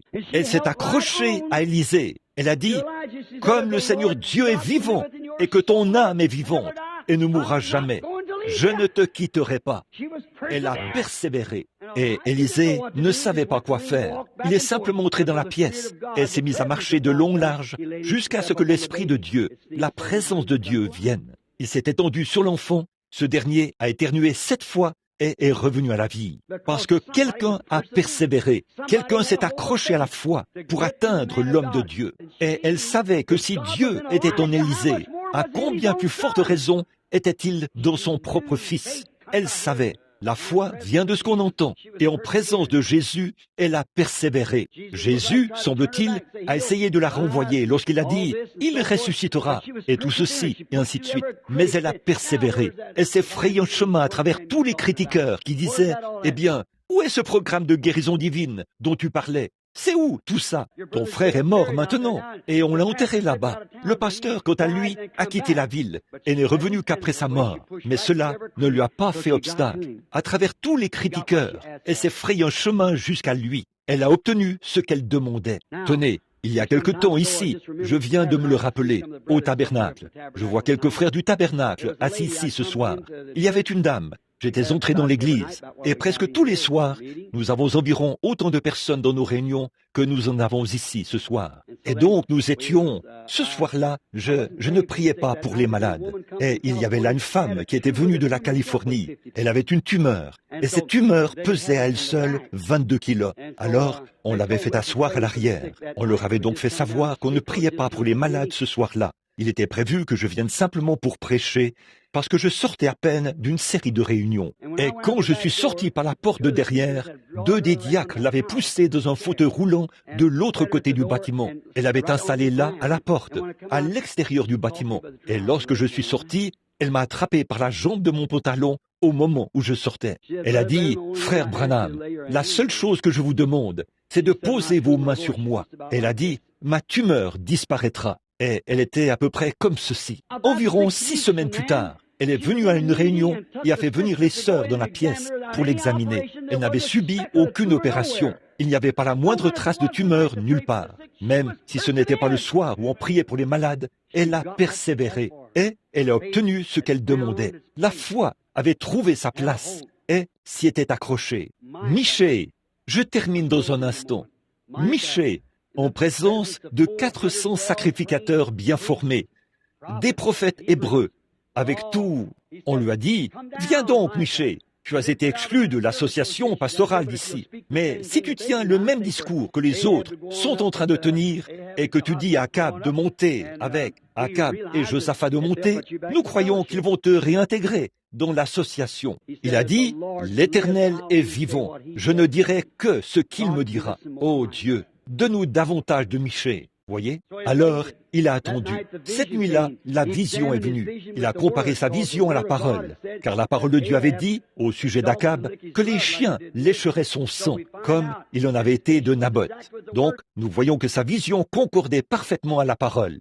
Alors, il a persévéré quand il s'est présenté là, le lendemain matin. Il a dit, « Monte, mais j'ai vu Israël dispersé sur les montagnes, comme des brebis qui n'ont point de berger. Et ce souverain sacrificateur, ou celui qui était à la tête des prophètes, s'est approché, l'a frappé sur la bouche et a dit, « Par où l'Esprit de Dieu est-il allé quand il est sorti de moi ?» Mais Michée ne se souciait pas de ce qu'il disait. Il s'est tenu là. Il a dit, « Mettez cet homme dans le parvis, » a dit Akab. Puis jetez-le dans le parvis intérieur et nourrissez-le du pain et de l'eau d'affliction. Je m'occuperai de lui quand il, à mon retour. Autrement dit, je le décapiterai ou quelque chose comme ça. Il a dit, si jamais tu reviens, alors l'Éternel ne m'a pas parlé. Oh, il savait où il en était. Ce que tous les autres pensaient n'y changeait rien. Il savait qu'il avait été dans la présence de Dieu. Il avait entendu la voix de Dieu. C'était tout à fait conforme à la parole de Dieu.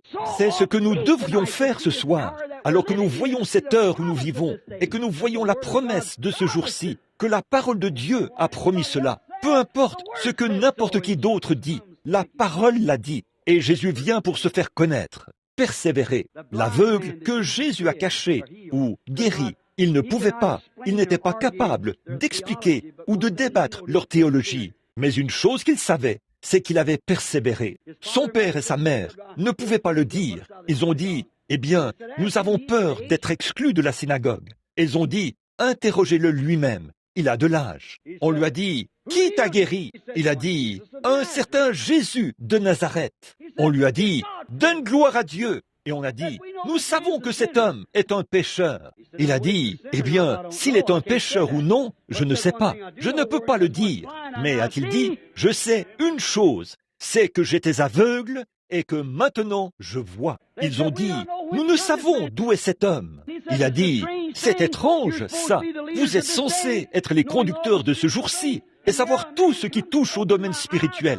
Et voici un homme qui est venu et qui m'a ouvert les yeux alors que je suis né aveugle. Et pourtant, vous ne savez d'où il est?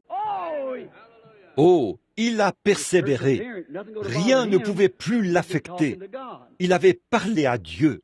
Nathanaël ne s'est pas gêné pour l'appeler Seigneur, roi d'Israël, devant son pasteur et tous les autres, lorsqu'il lui a dit où il était là la veille.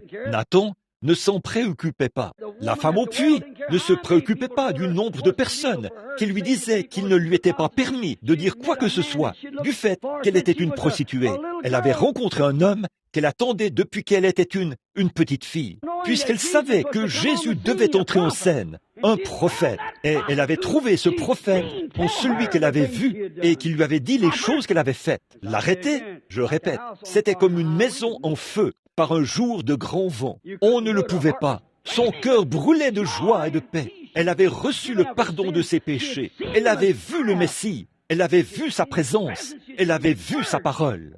Nous savons que quand le Messie viendra, il nous annoncera ces choses. Mais qui es-tu? Tu dois être son prophète. Il a dit, je le suis. Et si cet homme pouvait faire une chose pareille, il ne mentirait pas. Elle savait que c'était le Messie. Et il fallait donc que la bonne nouvelle soit répandue. À combien plus forte raison devrions-nous avoir le même feu ce soir et persister à faire savoir à tout le monde que le Saint-Esprit est réel aujourd'hui, qu'il descend sur nous et fait la même chose qu'il faisait et qu'il accomplit les promesses de cette heure-ci. Nous ne persistons pas. Je me demande si cela nous a vraiment frappés. Vous voyez, observez la femme au puits. Une autre chose, je dois terminer. J'ai là environ une demi-page de notes, mais je veux terminer en disant ceci. Ceci me rappelle une histoire. Après ça, nous allons prier pour les malades. Je vais dépasser un peu le temps prévu, peut-être de 10 ou 15 minutes, mais supportez-moi encore un peu. J'étais à Mexico. Il y a environ 3 ans.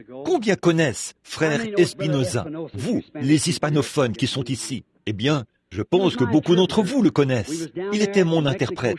Nous étions là-bas, à Mexico. J'étais, au mieux de leur connaissance, le seul protestant qui était entré sous le parrainage du gouvernement. Mais le général Medina, vous vous souvenez de lui? C'est l'un des hommes d'affaires chrétiens. Il avait été sauvé et rempli du Saint-Esprit. Et il avait fait des démarches auprès du gouvernement et m'avait fait entrer. Ainsi donc, nous avons obtenu une autre grande arène là-bas. On pouvait y asseoir plusieurs milliers de personnes. Mais ça ne suffisait absolument pas. Les gens étaient obligés de rester debout. Et vous qui vous dites que vous devez rester debout ici, dans cette pièce, pendant 2 ou 3 heures. Ces gens-là se tenaient là, sous ce soleil brûlant du désert, de 9 heures du matin à 9 heures du soir, et ce, jour après jour. Et un soir, alors qu'il pleuvait à verse, ils se tenaient là. Il y avait là ces jeunes Mexicaines, avec leurs cheveux qui leur tombaient sur le visage. Et il pleuvait tellement fort que je n'arrivais même pas à voir la moitié de l'auditoire. Ça ne changeait rien pour eux. Ils s'accrochaient à cette parole de vie. Je me souviens d'un soir où je suis arrivé là. Je n'étais là que 3 soirs. L'estrade était à peu près aussi longue que celle-ci, ou peut-être un peu plus longue. Un vieil homme aveugle était venu sur l'estrade. Il s'y était fait conduire.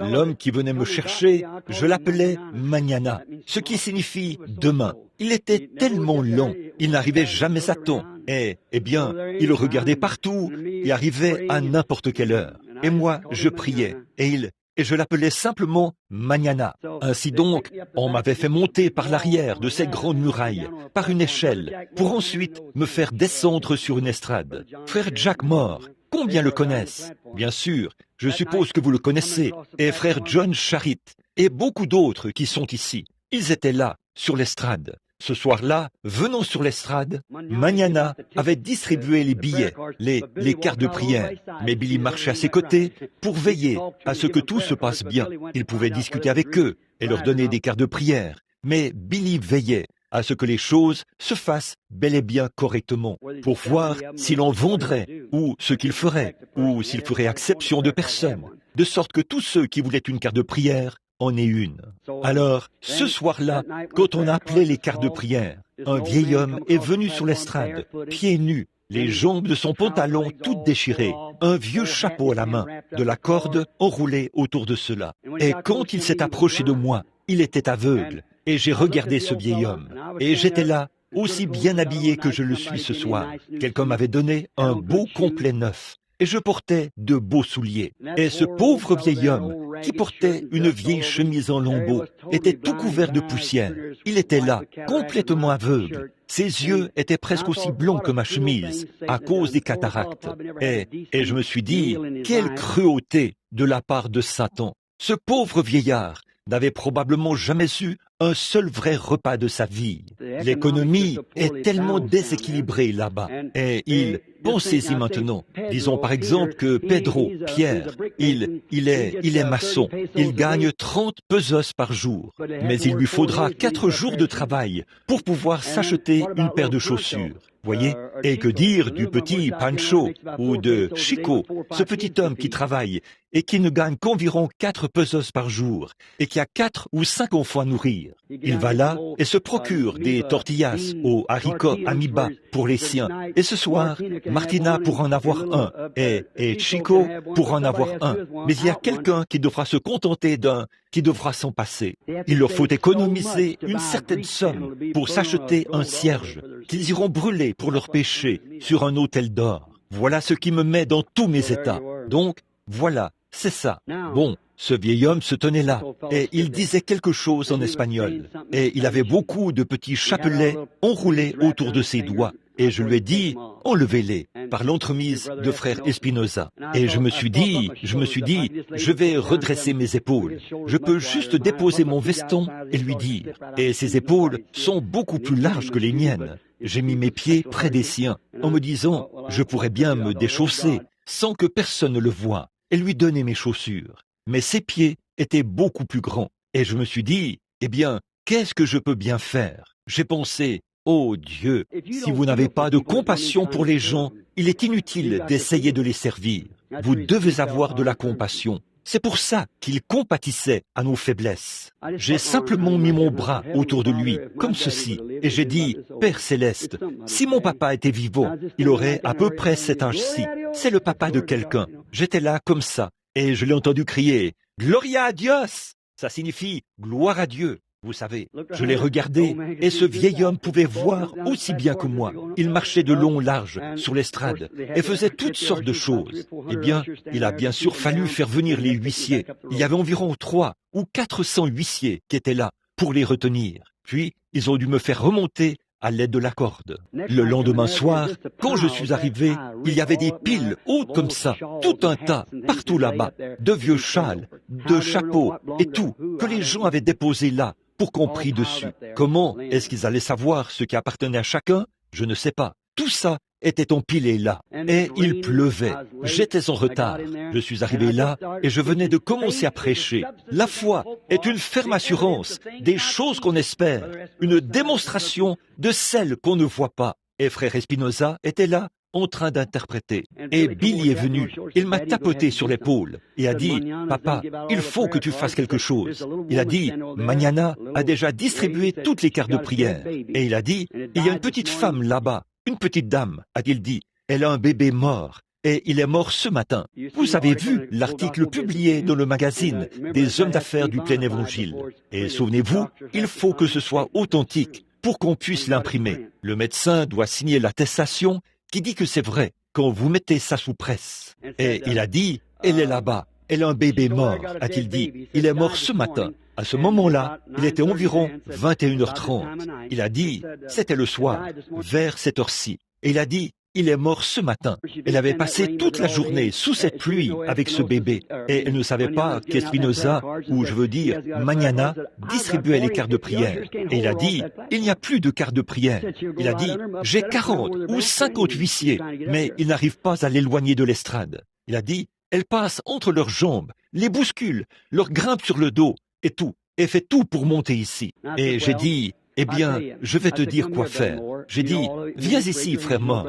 Vous connaissez, vous tous, beaucoup d'entre vous ont levé la main pour indiquer que vous connaissiez frère Jack Mort. J'ai dit, frère Mort, elle ne sait pas qui je suis. Elle ne le sait pas. Il y a eu beaucoup de ministres qui se sont tenus ici pour prêcher, beaucoup de baptistes et tous les autres qui parrainent la réunion. Et j'ai dit, bon, va là-bas et prie pour ce bébé. Elle ne verra pas la différence, tu vois. Il a dit, d'accord, frère Branham.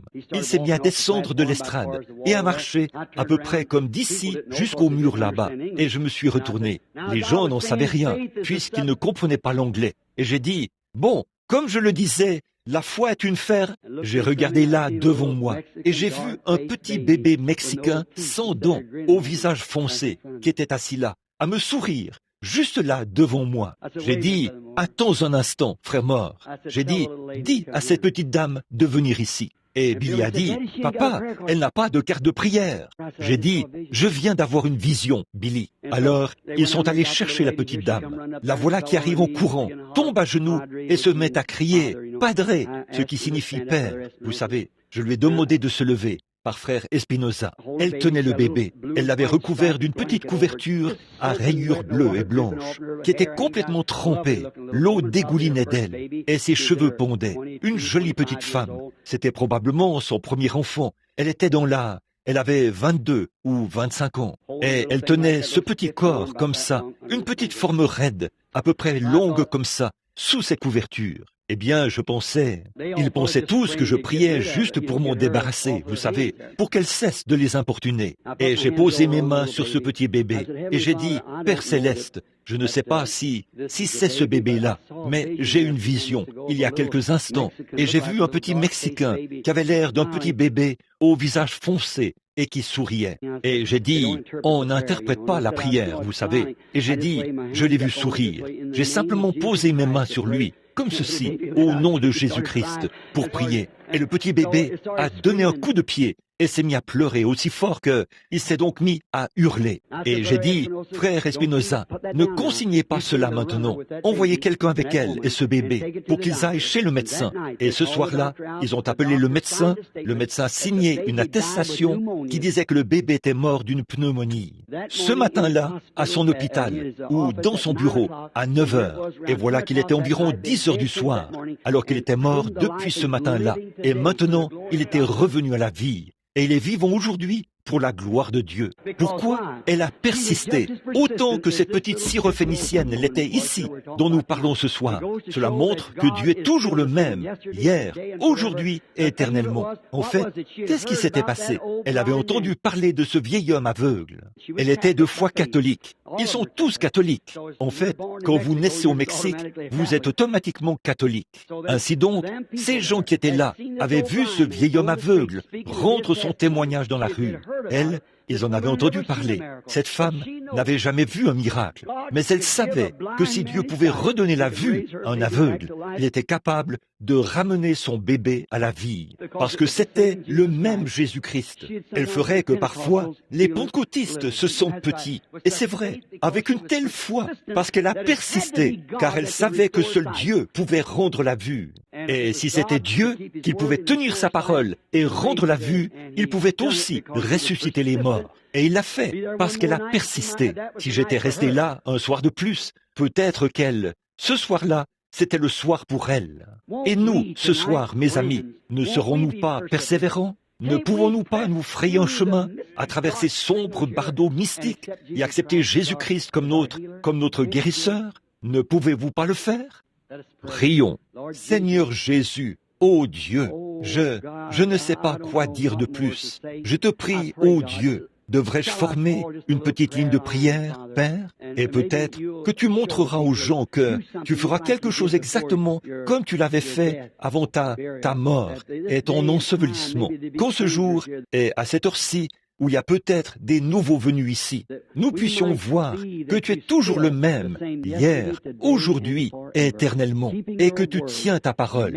Et peut-être qu'il y aura quelqu'un qui aura assez de foi pour franchir cette barrière là-bas, ce mur du son, cette barrière du péché, cette barrière de l'incrédulité là-bas, pour franchir cela et aller là où tout est possible. Accorde le Seigneur. On nous dit que quand l'avion franchit le mur du son, sa vitesse et sa puissance sont illimitées. Ô Dieu, si seulement nous pouvions franchir cette puissance de l'incrédulité, les miracles et ces choses et les promesses de Dieu seront illimitées, car tout est possible à celui qui croit. Accorde-le, Père. C'est au nom de ton Fils, Jésus-Christ, que nous le demandons. Amen. Si j'ai dépassé un peu le temps prévu, est-ce que vous êtes d'accord qu'on aille de l'avant pour former une petite ligne de prière? Je sais que les gens s'impatientent, mais formons juste une petite ligne de prière. Voyons voir. Lundi soir, nous avons appelé les A, n'est-ce pas? Quand nous avons distribué les cartes de prière. Ou non, je veux dire mercredi soir. Je pense à l'un. Mercredi soir, c'était le premier soir, et c'était les A. Et hier soir, c'était les B. Et ce soir, ce seraient les C. Nous avons appelé les A de 1 à 25. Je pense que c'était ça, n'est-ce pas? Les A de 1 à 25. Est-ce bien ça? Les A de 1 à 25? A de 1 à 15. Eh bien, appelons alors les B, les cartes de prière d'hier. Appelons les B de 75 à 100. La carte de prière B. Nous allons nous occuper de vous qui avez les cartes C et de toutes les autres cartes. Nous sommes à B 25. Non, B 75. Je crois que c'est ce que j'ai dit, n'est-ce pas? B de 75 à 100. Très bien. Qu'ils se lèvent maintenant et se tiennent de ce côté-ci. B de 75 à 100. Levez-vous et venez vous tenir de ce côté-ci. Venez de ce côté-ci et alignez-vous ici, que quelques-uns d'entre vous, les frères, descendent. Billy, Roy, que certains d'entre vous descendent là pour vous assurer que les gens entrent dans la ligne de prière. Très bien. Je veux avoir toute votre attention pendant un instant. Maintenant, soyez vraiment respectueux. Là, regardez. Certaines personnes disent, le prédicateur porte la mauvaise sorte de cravate. Il porte un mauvais costume. Il n'a pas les bonnes manières. Il ne se tient pas assez droit. Eh bien, vous voyez là, vous n'avez toujours pas la foi. Voyez, si un homme entrait par cette porte là derrière et vous disait il avait un mandat poste ou une traite bancaire d'1 million de dollars à vous remettre, ça vous serait égal qu'il soit instruit ou non. Ça vous serait égal qu'il porte une salopette ou un smoking. Ça vous serait égal qu'il soit noir, jaune, brun, blond. Ce n'est pas le messager que vous voulez écouter, mais le message. Jésus-Christ est le même hier, aujourd'hui et éternellement. Combien en sont conscients? Maintenant, si vous voulez simplement, si l'ingénieur là-bas, je pense qu'il s'appelle Monsieur Ruby, ou je pense que c'était ça son nom, celui que j'ai rencontré l'autre soir. S'il veut bien, c'est lui qui s'est occupé de l'éclairage pour nous ici et tout. S'il veut bien patienter quelques minutes pour la cause de l'Évangile. Maintenant, que chacun soit vraiment respectueux et soyez vraiment persévérants et forcez-vous d'aller au-delà du voile. Eh bien, lorsque Jésus-Christ guérit les malades, Bon, je ne dis pas qu'ils seront guéris. Ça, je ne peux pas vous le dire. Souvenez-vous, je n'ai aucune puissance pour guérir. Je n'ai aucune puissance. Vous n'avez aucune puissance. Aucun de nous n'en a. Nous avons l'autorité. Combien comprennent ça? Écoutez, permettez-moi de vous demander quelque chose. Ici dans la rue, sur cette grande route très fréquentée, qui sort de l'autoroute, tout juste là, sur la grande autoroute à péage, je vois que la limite de vitesse est de 130 km à l'heure. Il y passe des voitures qui ont un moteur de 200 chevaux à 3 ou 400 chevaux. Que le numéro 76 s'avance, s'il vous plaît. Il manque le numéro 76. B76. C'est peut-être quelqu'un qui est sourd. Regardez autour de vous. Oh, je suis désolé. Très bien. C'est bien cela, mon frère? B76. Très bien. Maintenant, remarquez, par exemple, voici un petit agent de police qui se présente là, sur la grande route. Il est si petit que son képi lui rabat les oreilles. Et il ne pèse pas plus de 45 kilos. Eh bien, quelle puissance a-t-il pour arrêter une de ces voitures? Et là, il y en a 3 ou 4 côte à côte qui roulent à toute vitesse sur cette grande route et chacune a un moteur de 300 chevaux. Il ne peut même pas arrêter un seul cheval vapeur. Et voici ces voitures. Mais que ce grand insigne brille et qu'il lève la main. Il n'a peut-être pas de puissance, mais il a l'autorité. Écoutez les freins grincer et la voiture se dirige vers le côté et tout le monde s'arrête. Pourquoi? Parce qu'il a l'autorité. Je n'ai aucune puissance. Vous n'avez aucune puissance, mais nous avons l'autorité. Amen. L'insigne de la foi accroché à la parole. Je crois cela. C'est la vérité. Voilà ce qui fait que les choses s'arrêtent. Alors, vous pouvez persister. Qu'un petit policier se tienne là, donne un petit coup de sifflet et lève la main. Laissez-moi vous dire que tout va s'arrêter. C'est son autorité. C'est son autorité de croire. Maintenant, croyez, chacun de vous. Bon, vous qui êtes là debout, ne vous découragez pas. Restez simplement là et frayez-vous un chemin. Dites, Seigneur, cet homme ne sait rien à mon sujet. J'en suis sûr. S'il peut parler, me dire quelque chose, je croirai de tout mon cœur. Maintenant, comment le saurions-nous alors? Qui est le guérisseur? Jésus-Christ, pas vrai? Eh bien, dans ce cas, s'il est présent ici, alors la seule chose que nous avons à faire, c'est de lui demander. Et il est le souverain sacrificateur qui peut compatir à nos faiblesses. Pas vrai? Très bien. Alors, il est le même hier, aujourd'hui et éternellement. Aujourd'hui, il est le souverain sacrificateur. Comment a-t-il agi il y a 2000 ans lorsqu'une femme a touché son vêtement? Il s'est retourné, lui a dit quel était son problème et a ajouté que sa foi l'avait guéri. Pas vrai? Eh bien, il est le même aujourd'hui. Il faudrait qu'il agisse de la même manière, parce qu'il est le même. Maintenant, est-ce que votre ligne de prière est prête? Et là, voici une femme qui s'avance ici. Pour autant que je sache, je ne l'ai jamais vue. Elle m'est totalement inconnue, pour autant que je sache. Nous sommes des inconnus l'un pour l'autre.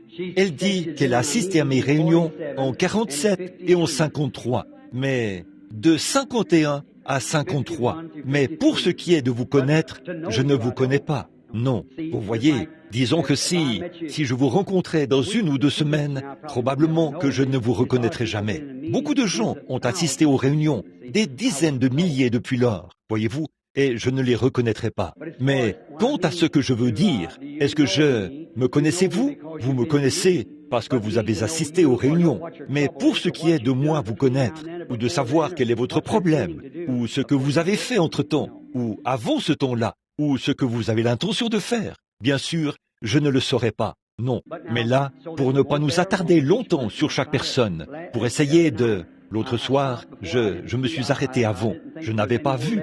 Je ne savais pas qu'il y avait encore des gens. J'ai laissé 2 ou 3 personnes dans la ligne. Je n'aurais pas dû faire cela. Je ne l'ai simplement pas fait. Je ne sais pas pourquoi. J'ai juste...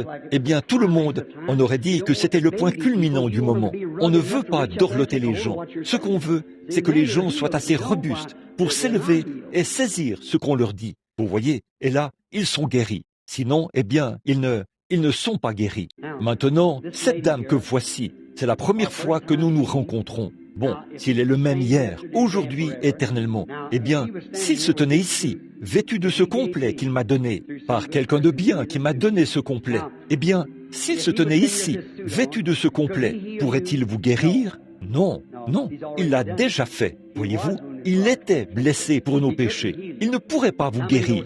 Combien savent que c'est la vérité? C'est déjà fait. Tout pécheur qui se trouve ici, il ne pourrait pas vous sauver. Il l'a déjà fait. Vous devez l'accepter. Alors, s'il se tenait ici, vêtu de ce complet qu'il m'a donné, il pourrait, la seule chose qu'il pourrait faire serait de dire, si vous disiez, je suis malade, j'ai un besoin, ou j'ai un bien-aimé qui est malade, ou quoi que ce soit, j'ai des problèmes financiers, j'ai des problèmes de ménage, ou quoi que ce soit d'autre, il ne pourrait pas vous les donner. Il vous dirait simplement qu'il a déjà acquis ces choses. Eh bien, combien comprennent ça? C'est vrai, voyez, parce que c'est déjà fait, voyez. Il ne peut pas faire. Si vous avez été racheté de quoi que ce soit, le prêteur sur gage ne peut plus vous retenir. Si vous avez été racheté, si vous avez le reçu qui indique que c'est racheté, c'est réglé. Il ne peut plus retenir cela. Nous avons le reçu, vous voyez. Maintenant, si vous avez la foi de l'encaisser, vous voyez,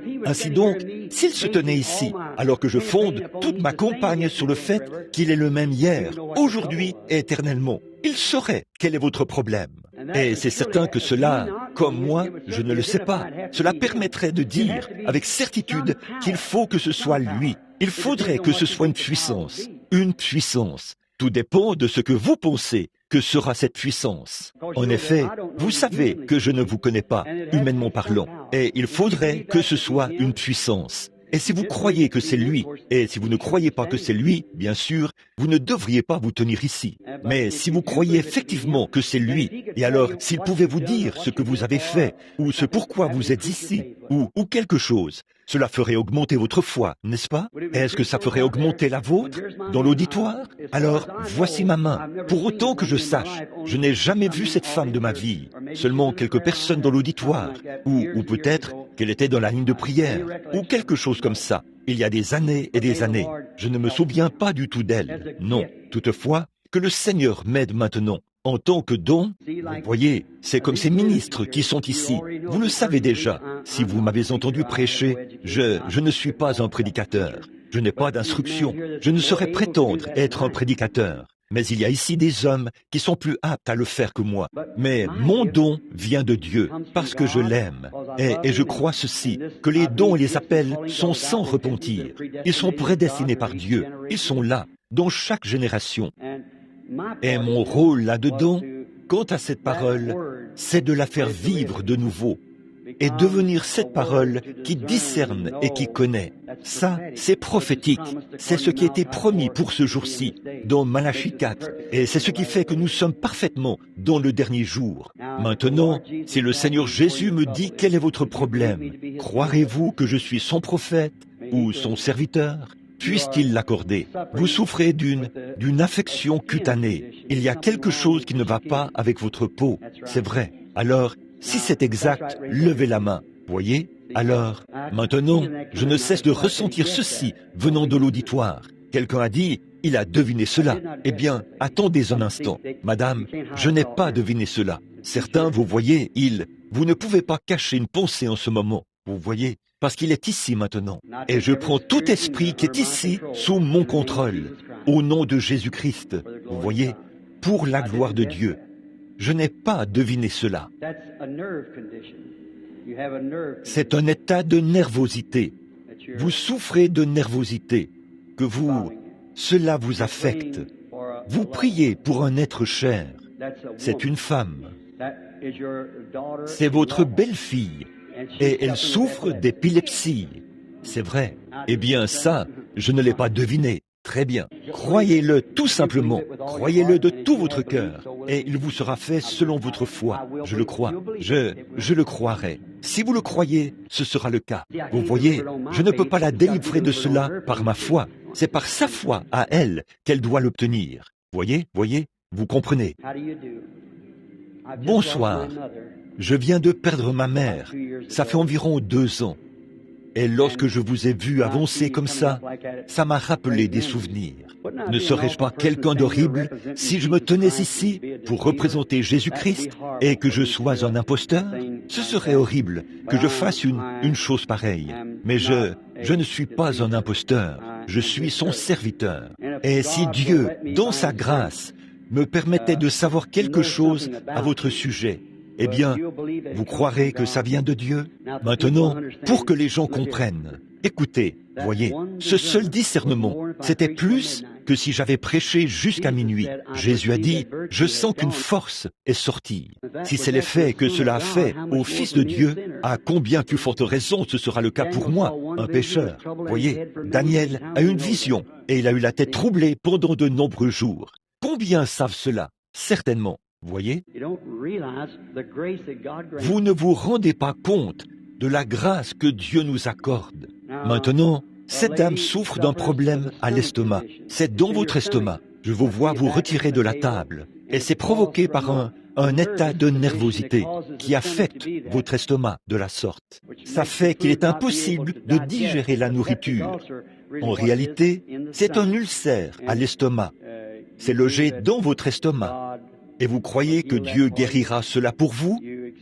Vous acceptez que c'est guéri? Vous croyez que Dieu va vous en débarrasser? Que Dieu vous bénisse. Allez, et que le Seigneur Dieu vous l'accorde. Soyez vraiment respectueux. Bonsoir. Nous sommes des inconnus l'un pour l'autre, je suppose. C'est vraiment la toute première fois que nous nous rencontrons. Pas vrai?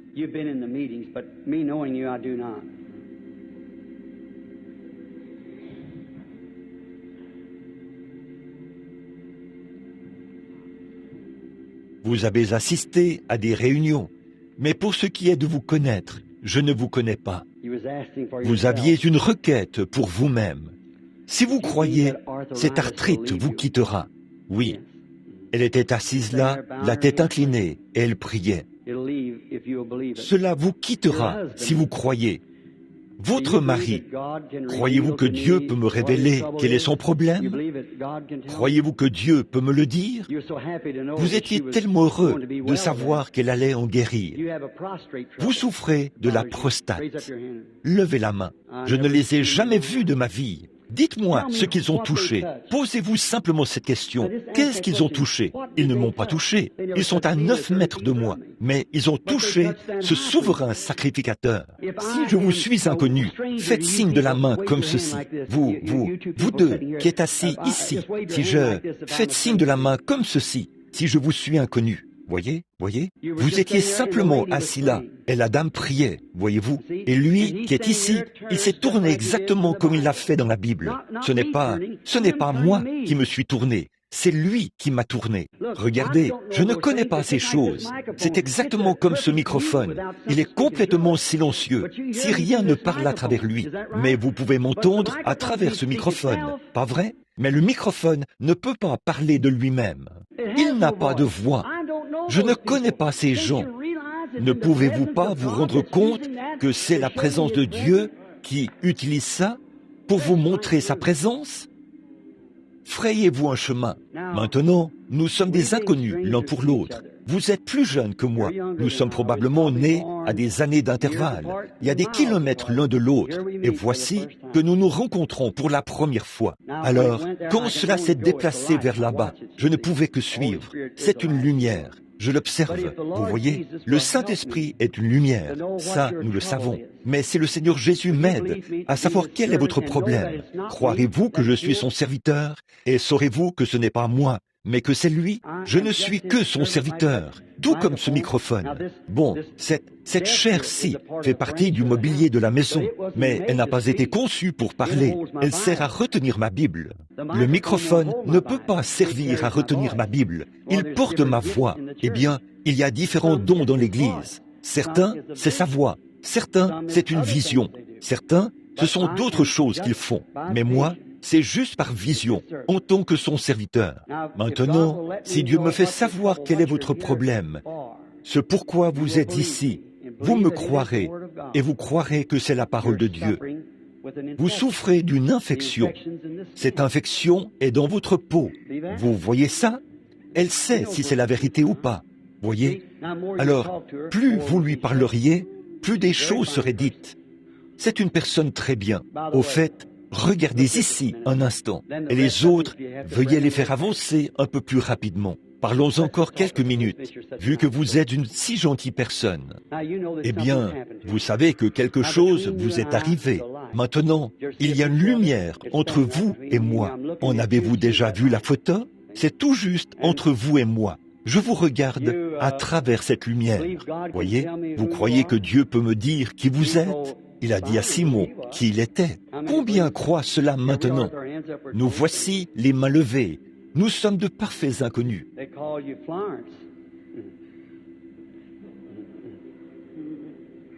On vous appelle Florence.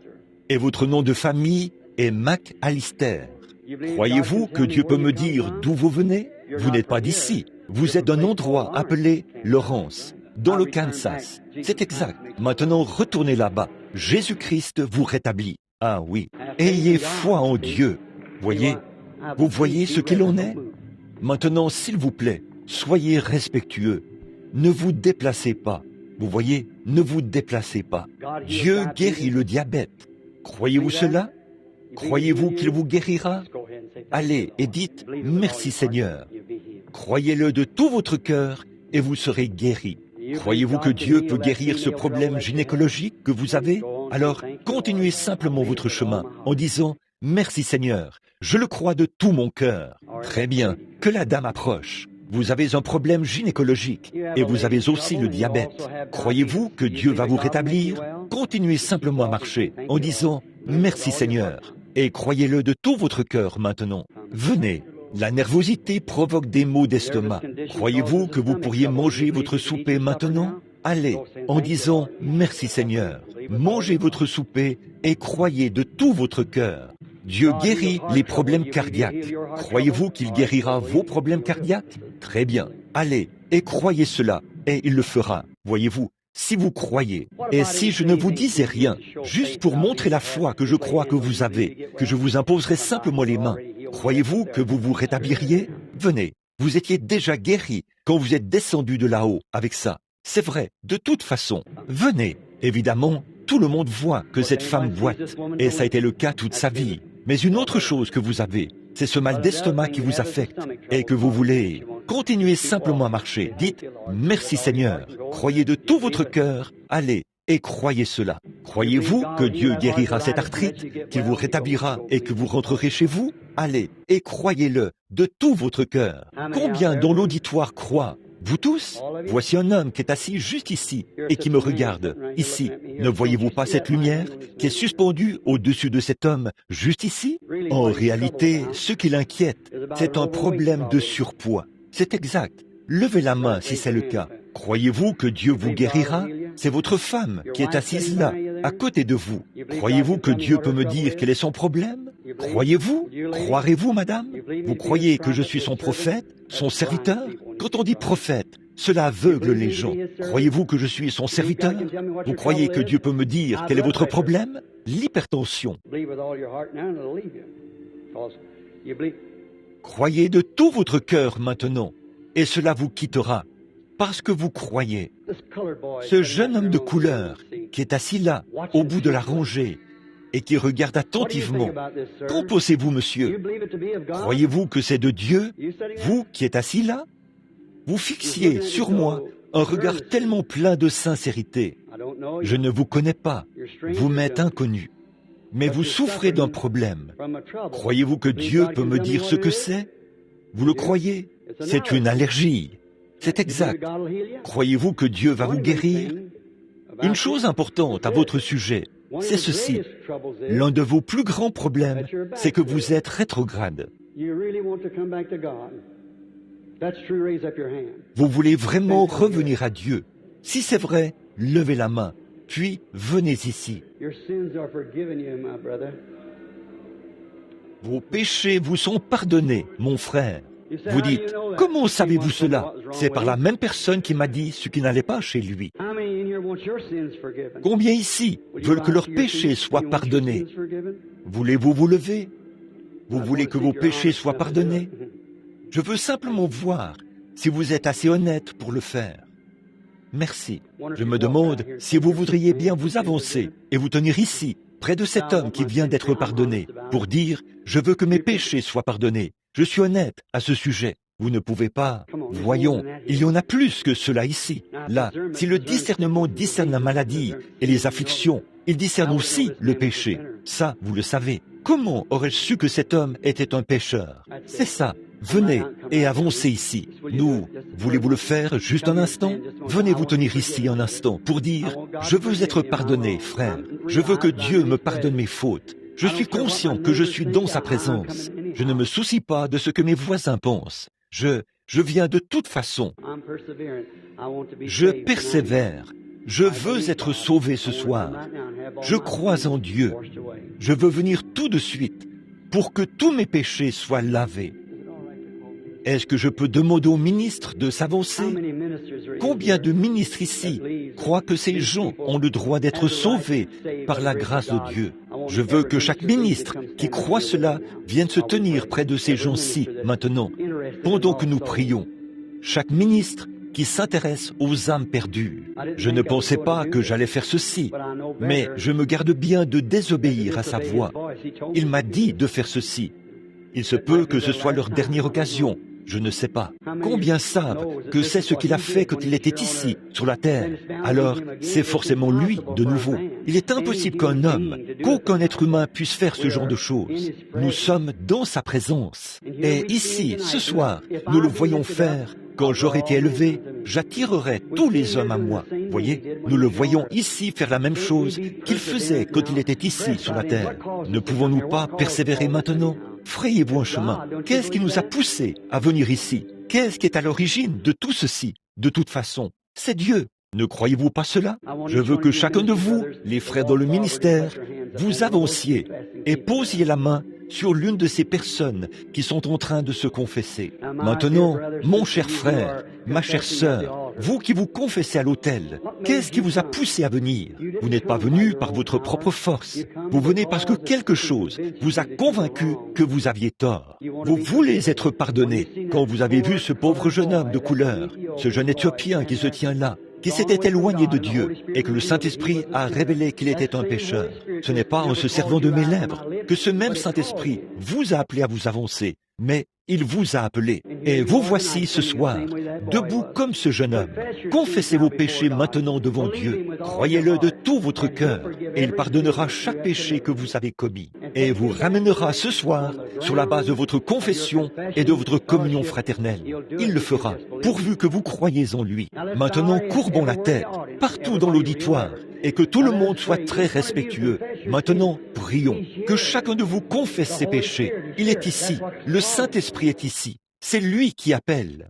Maintenant, croyez simplement cela de tout votre cœur. Confessez que vous avez tort. Demandez-lui de vous pardonner. Et chacun de vous, les frères, priez avec ces gens. Père Céleste, nous venons maintenant au nom du Seigneur Jésus. Nous te remercions pour ta grande grâce et ta puissance envers nous, Seigneur. Nous qui sommes indignes et qui nous trouvons tout au bout ici, où il se fait tard, où le temps touche à sa fin, nous te demandons d'étendre ta miséricorde, Seigneur, jusqu'à ce que la dernière âme soit amenée à l'intérieur. Ce soir, grâce à ton apparition devant nous, les gens se sont frayés un chemin, au-delà de toutes les circonstances, pour s'avancer ici et croire que c'est maintenant l'heure où leurs péchés leur seront pardonnés et qu'ils seront libérés à partir de ce soir. Accorde-le, Père Céleste. Puisse tout péché les quitter. Tu as dit, je ne mettrai pas dehors celui qui vient à moi. Si vos péchés sont comme le cramoisi, ils deviendront blancs comme la laine, rouges comme la pourpre, ils deviendront blancs comme la neige. Nous plongeons dans le flot du sang de Jésus-Christ. Par la foi, nous amenons ces gens qui se confessent dans la présence de Dieu, dans le sang du Fils de Dieu, et nous demandons le pardon pour eux. Nous t'adressons cette requête au nom de Jésus. Pardonne chaque péché et prends ces gens sous ta garde, Père. Alors qu'ils se confessent, ramène-les sur la base de ta promesse. Tu as dit que tu le ferais, et je sais que tu le feras. Ils sont à toi, Père. Nous te les confions au nom de Jésus-Christ. Chacun de vous qui vous trouvez à l'autel en ce moment, qui avez vraiment confessé que vous avez tort, est dans la présence de Dieu. Vous croyez que je suis son prophète. Vous croyez que je vous ai dit la vérité à ce sujet. Et vous croyez que vos péchés ont disparu. Et vous, maintenant, par la foi, vous franchissez ce voile pour entrer dans la présence de Dieu. Et vous dites, Seigneur, je te crois maintenant même. Je t'accepte. Levez la main et dites, je l'accepte. Que chacun de vous qui êtes à l'autel lève la main et dise, je l'accepte. Je crois cela maintenant. Que Dieu vous bénisse. Amen. C'est comme ça qu'il faut faire. C'est ça. Franchissez ce voile, simplement par la foi. Maintenant, alors que vous vous tenez là, sur la même base sur laquelle vous vous appuyez, le fait que vous êtes pardonné, maintenant, frères, imposez-leur de nouveau les mains pour qu'ils reçoivent le baptême du Saint-Esprit. À l'endroit même où vous vous tenez, imposez-leur les mains maintenant et priez qu'ils reçoivent le baptême du Saint-Esprit alors qu'ils se tiennent ici même. Seigneur Jésus, envoie ta puissance sur eux comme un vent impétueux. Reproduis la même chose qu'à la Pentecôte. Envoie cela et remplis les gens, pas la salle, mais les gens, du feu du Saint-Esprit, du pardon et de la démonstration de la puissance, par le nom de Jésus. Amen.